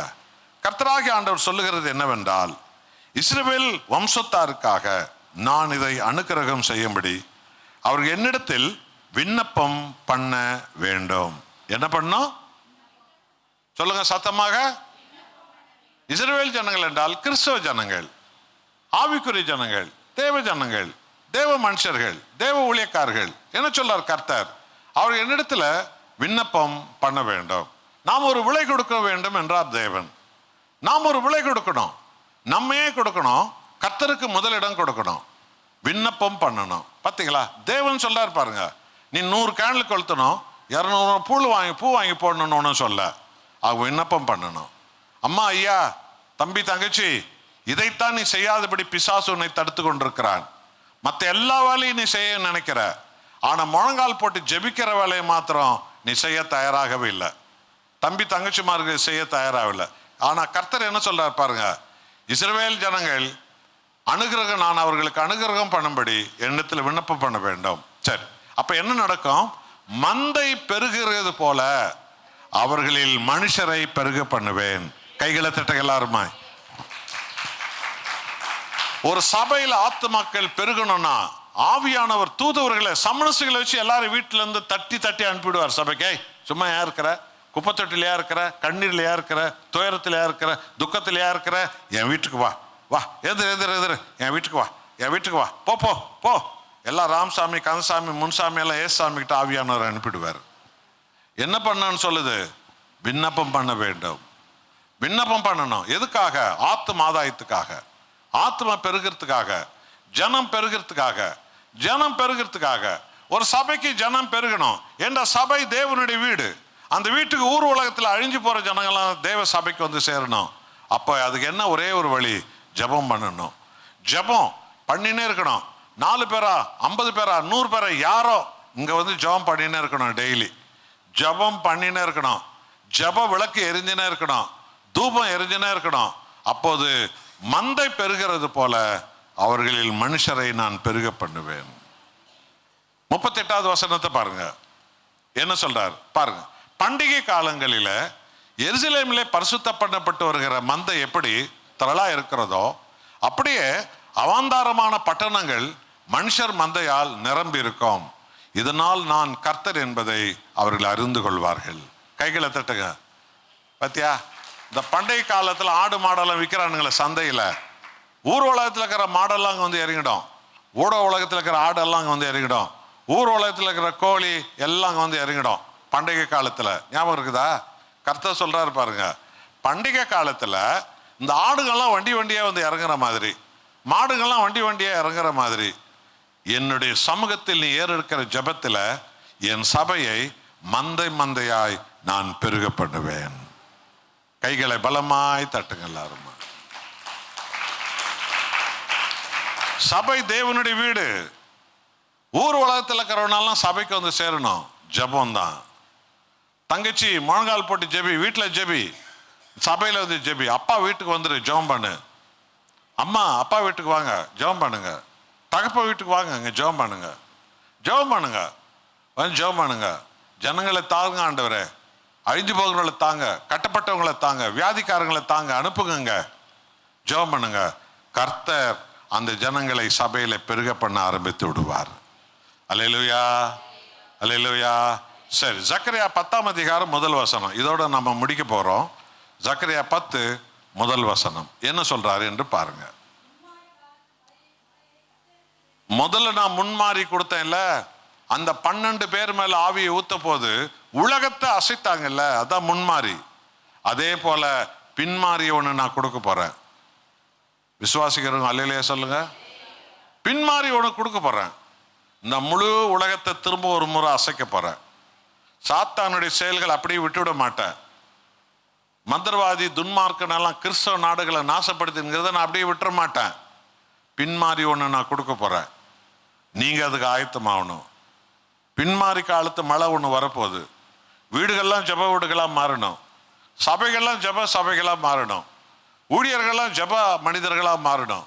அதிக நேரம் ஜெபந்தான். என்ன பண்றாரு? ஐயா ஜெபம் பண்ணுகிறார். அம்மா என்ன பண்றாங்க? ஜெபம் பண்ணுகிறாங்க. ஜெபம் முடிச்சோன்னு உங்களை பார்க்குவாங்க, உட்காருங்க. அக்கா ஜெபம் பண்ணுகிறாங்க, உட்காருங்க. ஜெபம் முடிச்சுட்டு உன்னை பார்க்குவாங்க. இந்த பேச்சு மாறணும். பக்கத்து வீட்டு தங்கச்சி, ஆண்டி எங்க ஆண்டி? ஜெபம் பண்ணுகிறாங்க ஆண்டி.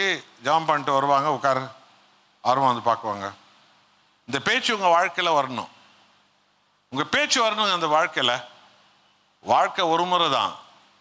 என் பேச்சு இனி ஜெப வீரன் என்று எழுதப்படும். அல்லேலூயா, அல்லேலூயா. சரி, இங்க என்ன சொல்றாரு? பின்மாறி காலத்து மழையை கர்த்தரிடத்தில் வேண்டிக் கொள்ளுங்கள். பத்தியா, அதுக்கு ஜெபம் பண்றார். பத்தியா, பாத்தீங்களா? பாத்தீங்களா? கர்த்தரிடத்தில் வேண்டிக் கொள்ளுங்கள். பின்மாறி ஒரு வல்லமை ஊத்த போற, ஒரு அபிஷேகத்தை ஊத்த போற. காடைகள் கொத்து கொத்தா வந்து விழுந்ததல்லவா? இப்ப நாம சொல்லணும், கர்த்தாவே எங்களுக்கு காடையெல்லாம் வேணாம், கொத்து கொத்தா எனக்கு ஜனங்கள் வந்து விடணும். அல்லேலூயா சொல்லுங்க. எங்களுக்கு கொத்து கொத்தா காடையெல்லாம் வேணாம் ஆண்டவரே, எங்களுக்கு கொத்து கொத்தா ஜனங்க வந்து விடணும். சபையில கொத்து கொத்தா அந்த 10,000 பேர் சேரும் சபையில வந்து விடணும். கொத்து கொத்தா ஜனங்க வந்து விடணும். ஊர் ஊரா வண்டி மாடு கட்டின்னு வரணும் சபைக்கு. சோறெல்லாம் கட்டின்னு வரணும் சபைக்கு. கொத்து கொத்தா சபைக்கு ஜனங்க வந்து சேரணும் ராஜா. பின்மாறி காலத்து மழையை கர்த்தரிடத்தில் வேண்டிக் கொள்ளுங்கள். கர்த்தர் மின்னல்களை உண்டாக்கி, தான் அந்த விஷயம். என்ன உண்டாக்கி? என்ன மின்னல்? அதுதான் அற்புதம், அதுதான் அடையாளம், அதுதான் அற்புதங்கள், அதுதான் மேன்மைகள், அதுதான் உன் வாழ்க்கையில் ஒரு அடையாளம். உனக்கு புது இதயத்தை வந்துடும், புது கிட்னி வந்துடும், புது கர்ப்பப்பை உனக்கு வந்துடும், புது ரத்தம் வந்துடும், புது எலும்பு வந்துடும், புது கண்ணு வந்துடும், புது கால் வந்துடும். மின்னலை உண்டாக்கிடுவார். ஜப மழை வரணும். இப்போ நிறைய மழை வருது. தூத்துக்குடியிலேருந்து திருநெல்வேலியிலேருந்து தமிழ்நாடு முழுக்க முட்டி வரைக்கும் முழங்கால் வரைக்கும் முதல் மாடி வரைக்கும் மழை வந்துடுச்சு. போதும் ஆண்டவரே, இதுக்கு மேலெல்லாம் மழையெல்லாம் வேணாம் ஆண்டவரே. இப்போ எங்களுக்கு தேவையான ஒரே ஒரு மழை, பரிசுத்தாவி மழை வரணும் ஆண்டவரே. இந்திய சபைக்கு பரிசுத்தாவி மழை வரணும். ஒரு வீட்டு மேலே ஆவியானவர் மழை வரணும். ஊழியத்திலலாம் ஆவியானவர் மழை வரணும் ஆண்டவரே. எங்களுக்கு இந்த மழையை கொடுங்கப்பா, இந்த மழை வேணாப்பா, அது ஒரு அளவுக்கு இருக்கட்டாப்பா, ஆனால் இந்த பெருமழை தான் வரணும்ப்பா.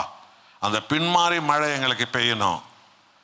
கிராமங்களில் பெய்யணும் பின்மாறி மழை. லட்சமான ஜனம் ரட்சிக்கப்படணும். லட்சமான ஜனம் ரட்சிக்கப்படணும். அப்போது கர்த்தர் மின்னல்களை உண்டாக்கி வயல்வெளியில, பார்த்தீங்களா, வயல்வெளியில, அதான் சபை ஊழியத்தில் அவரவருக்கு பயிர் உண்டாக. பார்த்தியா, சபை ஊழியத்தில் யார் யாரெல்லாம் எந்தெந்த டிபார்ட்மெண்ட் அமைப்போடு கர்த்தர் அழைத்திருக்கிறாரோ அந்த பயிர் உண்டாக அவர்களுக்கு மழையை கட்டளிடுவார். கைகளை தட்டுங்க எல்லாருமாய். பயிர் தொழில் செய்யறதுக்கு தண்ணி தானே ரொம்ப முக்கியம். வானம் பார்த்த பூமிக்கெல்லாம் எதுங்க முக்கியம்? மழை தானே முக்கியம். வானம் பார்த்த ஆத்துக்கெல்லாம் மழை தானே முக்கியம். வானம் பார்த்த கணத்து குளத்துக்கெல்லாம் வானம் தானுங்க முக்கியம், மழை தானுங்க முக்கியம். மழை பெஞ்சாதானே குளம் நிரம்பும், ஆறு நிரம்பும். மழை பெஞ்சாதானே கிணறு நிரம்பும். மழை பெஞ்சாதானே பயிர்கள்லாம் விளையும். மழை பெஞ்சாதானே ஆடு மாடு குளிக்கும், மனுஷன் குளிக்க முடியும். மழை பெஞ்சாதானுங்க பயிர் வளர முடியும். மழை பெஞ்சாதானுங்க நம்ம மூட்டை மூட்டையை அடுக்க முடியும், தின்ன முடியும், உயர முடியும், வளர முடியும். மழை வரணும் இல்லையா?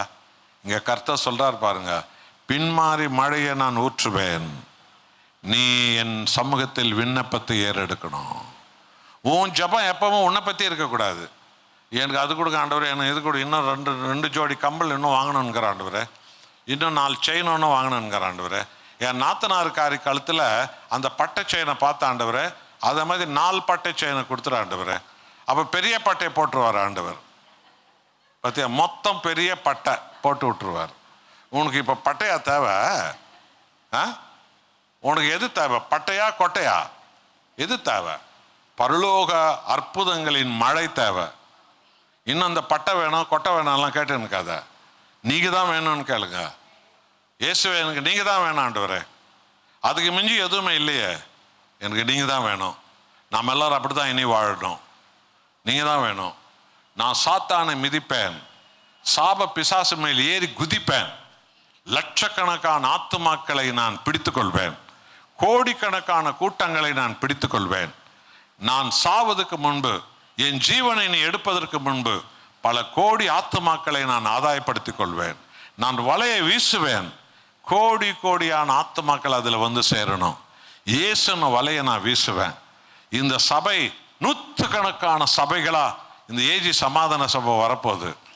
கோடி கோடியான ஆத்துமாக்களை பெருகுவேன். 100கணக்கான தம்பி தங்கச்சி அம்மா ஐயா ஊழியக்காரையா ஊழியக்காரர்களா வரப்போறீங்க. நீ ஜெபிக்க ஜெபிக்க ஜெபிக்க கர்த்தருடைய குரல் உனக்கு கேட்க ஆரம்பிச்சிடும். நீ வேதத்தை படிக்க படிக்க படிக்க உனக்கு உனக்குள்ளே ஒரு புது அனல் இறங்க ஆரம்பிச்சிடும். ஜெபிக்க ஜெபிக்க ஜெபிக்கத்தான் தேவனுடைய சத்தம் உனக்கு கேட்க ஆரம்பிச்சிடும். தேவன் செய்யக்கூடிய அற்புதங்களை உனக்கு சொல்ல ஆரம்பிச்சிருவாரு. நீ பார்க்குற இடத்த சொல்லுவாரு, நீ பார்க்குற மனிதர்களை சொல்லுவார், நீ போகிற ஊரை சொல்லுவார், நீ நடக்கிற காரியத்தை சொல்லுவார், அங்கே நிறைவேற்ற போகிற மகிமையை கர்த்தர் சொல்லுவார். எல்லாமே ஜபந்தான். ஆகவேதான் உலகத்தை கலக்கிறவர்கள் இங்கே வந்திருக்கிறார்கள். அந்த உலகத்தை கலக்கினவர்கள் உலகத்தை உண்டாக்கிய கர்த்தரிடத்தில் கேட்டதெல்லாம் உம்மை போல எங்களுக்கும் ஜெபிக்க கற்றுத்தாரும். எல்லாரும் எழுது நிற்போம். ஹல்லேலூயா. எல்லாரும் ஆண்டவருக்கு ஸ்தோத்திரம் சொல்லுங்க.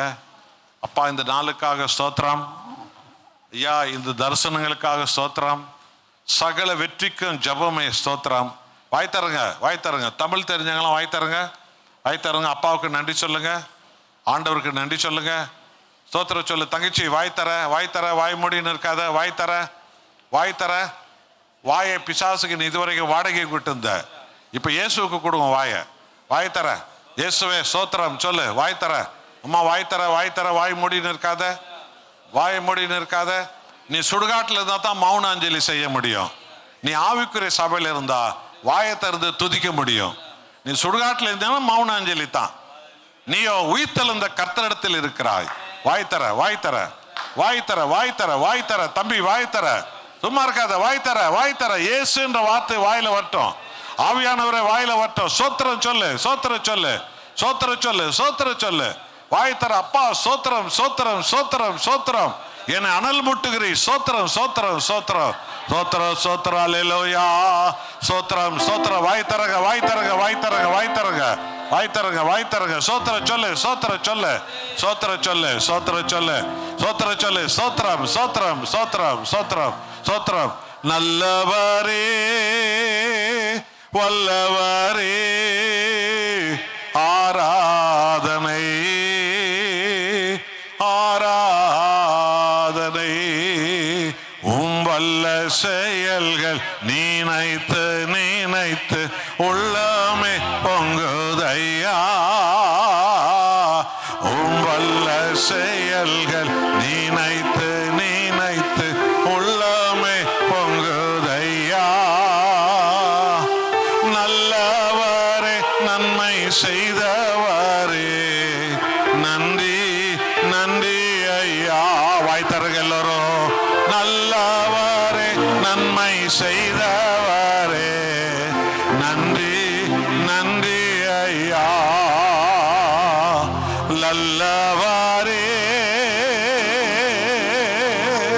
வல்லவரே, ஆராதனை. அல்லேலூயா. ஜபாவி ஊற்றுக. ஆராதனை. ஜபம் கதவை திறக்கும். ஜபம் சாத்தானை தோற்கடிக்கும். ஜபம் அற்புதங்களை கொண்டு வரும். ஜபம் பரலோக கதவை திறக்கிறது. ஜபம் பிதாவின் பதிலை தருகிறது. ஜபம் சாத்தானின் மேடைகளை உடைக்கிறது. ஜபம் மழையை பெய்ய வைக்கிறது. ஜபம் உனக்கு சுகம் கொடுக்கிறது. ஜபம் உன் உடம்பில் இருக்கிற நோயை விட்டு பிசாசு ஓடி போவான். ஜபம் ஆத்துமாக்களை கொண்டு வரும். ஜபம் பெரிய பெரிய கல்லை உடைக்கும். ஜபம் பெரிய பெரிய கண்மலைகளை உடைக்கும். ஜபம் உனக்கு கூட்டு கூட்டமாக ஜனங்களை தருவார். ஜபம் ஜபம் ஜபம். கொத்து கொத்தாக காடைகள் வரணும். இன்னைக்கு காடைகள் வேணாம் கர்த்தாவே. காடைகள் எல்லாம் எங்களுக்கு வேணாம். கொத்து கொத்தாக ஜனங்கள் தான் வேணும். எங்களுக்கு கொத்து கொத்தாக ஜனங்களை அனுப்புங்க. கொத்து கொத்தாக எங்களுக்கு ஜனங்களை கொடுங்க.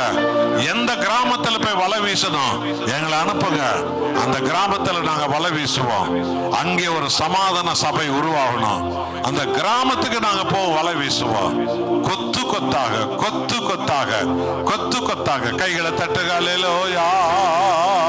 வாய் தரங்க, வாய் தரங்க. சோத்திரம், சோத்திரம், சோத்திரம். கை தட்டு, கை தட்டு, கை தட்டு. உனக்குள்ள ஒரு உற்சாகம் வரும். கை தட்டு. சோத்திரப்படு, சோத்திரப்படு. வாய் தர.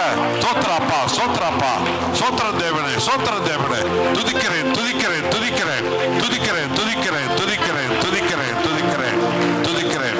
அன்பின் கர்த்தாவே, சர்வலோகத்தின் மகாராஜாவே, மனித குலத்தை உண்டாக்கிய தேவாதி தேவனே, சாத்தானின் தலையை சிலுவையில் நசுக்கியவரே, பாதாள பேய்களை ஏறி மிதிக்கும்படி நீர் அழைத்த உம்முடைய பரிசுத்தவான்களுக்கு அப்போஸ்தலர்களுக்கு அதிகாரம் கொடுத்தவரே, வியாதிகளை கட்டவிழ்க்கும்படி அதிகாரம் கொடுத்தவரே, பிசாசின் மேடைகளை மிதிக்கிற அதிகாரம் கொடுத்தவரே, கொத்து கொத்தாக மக்கள் கூட்டத்தை ஆதாயப்படுத்த அதிகாரம் கொடுத்தவரே, ஜன கூட்டத்தை பெருக பண்ணுகிறவரே, ஊழியர் கூட்டத்தை பெருக பண்ணுகிறவரே, ஆத்தும ஆதாய கூட்டத்தை பெருக பண்ணுகிறவரே, உமக்கு கோடி கோடி கோடி கோடி கோடி கோடி நன்றி ராஜா. நீர் உருவாக்கிய உம்முடைய அப்போஸ்தலர் ஆத்தும தாகம் கொண்ட ஒரு தேவ மனிதர் இந்த ஏஜி சபையினுடைய ஆண்டவரே ஆவிக்குரிய தகப்பனாக ஐயா மறை திரு கிளாரன்ஸ் மருதையா அவர்களை நீ தெரிந்து கொண்ட தயவுக்காய் கோடி கோடி நன்றி. அவர்கள் நடந்த நிலங்கள்லாம் உமக்கு சொந்தமாகிறது. அவர் நடந்த கிராமங்கள்லாம் உமக்கு சொந்தமாகிறது. அவர் தொட்ட ஜனங்கள்லாம் உமது ஊழியக்காரிகளாய் மாறுகிறார்கள். அவர் தொட்ட ஜனங்கள்லாம் வாழ்வு பெறுகிறார்கள். அவர் இனி தொடப்போகிற ஜனக்கூட்டங்கள்லாம் உம்முடையது. அவர் நடக்க போகிற நாடுகளின் பட்டணங்கள் உமக்கு சொந்தம். எங்கள் கர்த்தர் அதை வாய்க்க பண்ணுகிறீர். கைகளை தட்டுகளா இருப்பாய், கைகளை தட்டுங்க. இந்த சமாதான ஏஜி சபையில் உருவாகிற ஒவ்வொரு தாய்மார்களும், தகப்பன்மார்களும், அம்மாமார்களும், ஐயாமார்களும், தம்பி தங்கச்சிகளும், வீட்டு ஜபக்கூட்டங்கள், தெரு ஜபக்கூட்டங்கள், கிராம ஜபக்கூட்டங்கள், மருத்துவமனை ஜபக்கூட்டங்கள், வாலிப ஜபக்கூட்டங்கள், வயதானோர் ஜபக்கூட்டங்கள், நோயாளிகள் ஜபக்கூட்டங்கள், ஜபம் ஜபம் ஜபம் ஜபம் பரலோக கதவை அசைக்கும். கைகளை தட்டுகளா இருப்பாங்க. பரலோக கதவை திறக்கும். இந்த ஜபாவியால் எங்களை நிரப்போம். இது ஜபாவியால் நிரப்போம். உம்மை போல் ஜீவனுள்ள மட்டும் ஜெபிக்க எங்களுக்கு அந்த அபிஷேகத்தை தாரும். பல கோடிகளை நாங்கள் ஆதாயப்படுத்த வேண்டும் கர்த்தாவு உமக்காக. பல கோடிகளை நாங்கள் ஆதாயப்படுத்தணும் ராஜா உமக்காக. பல சாத்தானுடைய மேடைகளை நாங்கள் உடைக்கணும் ராஜா உமக்காக. கோடி கோடி கட்டப்பட்ட ஜனங்களை நாங்கள் ஆதாயப்படுத்தணும் ராஜா உமக்காக. ஜபாவியால் எங்களை நிரப்போம் ராஜா. எங்கள் மனைவி பிள்ளைகள் எல்லோரும் உம்முடையவர்கள் ராஜா. உங்க பக்கம் இழுத்து கொள்ளுங்க, அவங்கள ஒருத்தரையும் விட்டுடாதீங்க. இந்த சபை ஜனங்கள்லாம் உம்முடையவர்கள். ஐயாவுடைய சந்ததி எல்லாம் உம்முடைய சந்ததி ராஜா. எல்லா பிள்ளைகளை, பேர பிள்ளைகள் எல்லாம் அப்போஸ்தல சந்ததிகளாய் இழுத்துக் கொள்ள போகிறீர். அந்த அபிஷேகத்தை ஊற்றுகிறீர். இந்த ஆன்லைன் வழியாக இந்த ஜெப ஆராதனை கேட்டவர்கள் ஜெப ஆவியால் நிரம்பிக் கொண்டிருக்கிறார்கள், விடுதலை பெற்றுக் கொண்டிருக்கிறார்கள். ஜீவனுள்ள வரைக்கும் ஜெப வீரர்களாய் எழுப்புகிறார்கள். ஜனங்களை அசைக்கிற பாளையங்கோட்டை, திருநெல்வேலி சுத்து வட்டார பகுதியும் முழுவதும் ராஜா இயேசுவின் நாமம் கிராமம் கிராமமாக உயர, சாத்தானுடைய கூட்டங்களால் நிர்மூலமாக இயேசுவின் நாமம் உயர்ந்து நடக்க, நூற்றுக்கணக்கான கிராம சபைகள் வர கர்த்தாவை நீரே ஜெப ஆவியால் ஜெப ஆவியால் ஜெப ஆவியால் உயர்த்துகிறீர். மகிமை உமக்கே. எங்கள் ஆண்டவர் இயேசுவின் நாமத்தில் துதி கன மகிமை மாட்சியோடு எங்கள் ஜீவனை உம்முடைய பாதத்தில் அர்ப்பணிக்கிறோம் நல்ல பிதாவே. கைகளை பலமாய் தட்டுகள். ஐயா அவர்களுடைய இறுதி ஆசீர் வார்த்தையோடு கூட நம்ம நாம் முழுவதும் கொடுத்து இன்று முதல் ஒவ்வொன்றுக்கும் முழங்கால் போடுங்க, ஒவ்வொன்றுக்கும் முழங்கால் போடுங்க. ஆண்டவரே, அன்றைய சீசர்கள் கேட்டது போல ஆண்டவரே நாங்கள் எப்படி ஜெபிக்க வேண்டும் கற்றுத்தாங்கன்னு சொல்லி கேட்டார்களே, நாங்கள் இன்னும் அதிகமாய் கற்றுக்கொண்டு ஜெபித்து உடைய நாமத்தை மகிமைப்பட கிருபை தாரும்.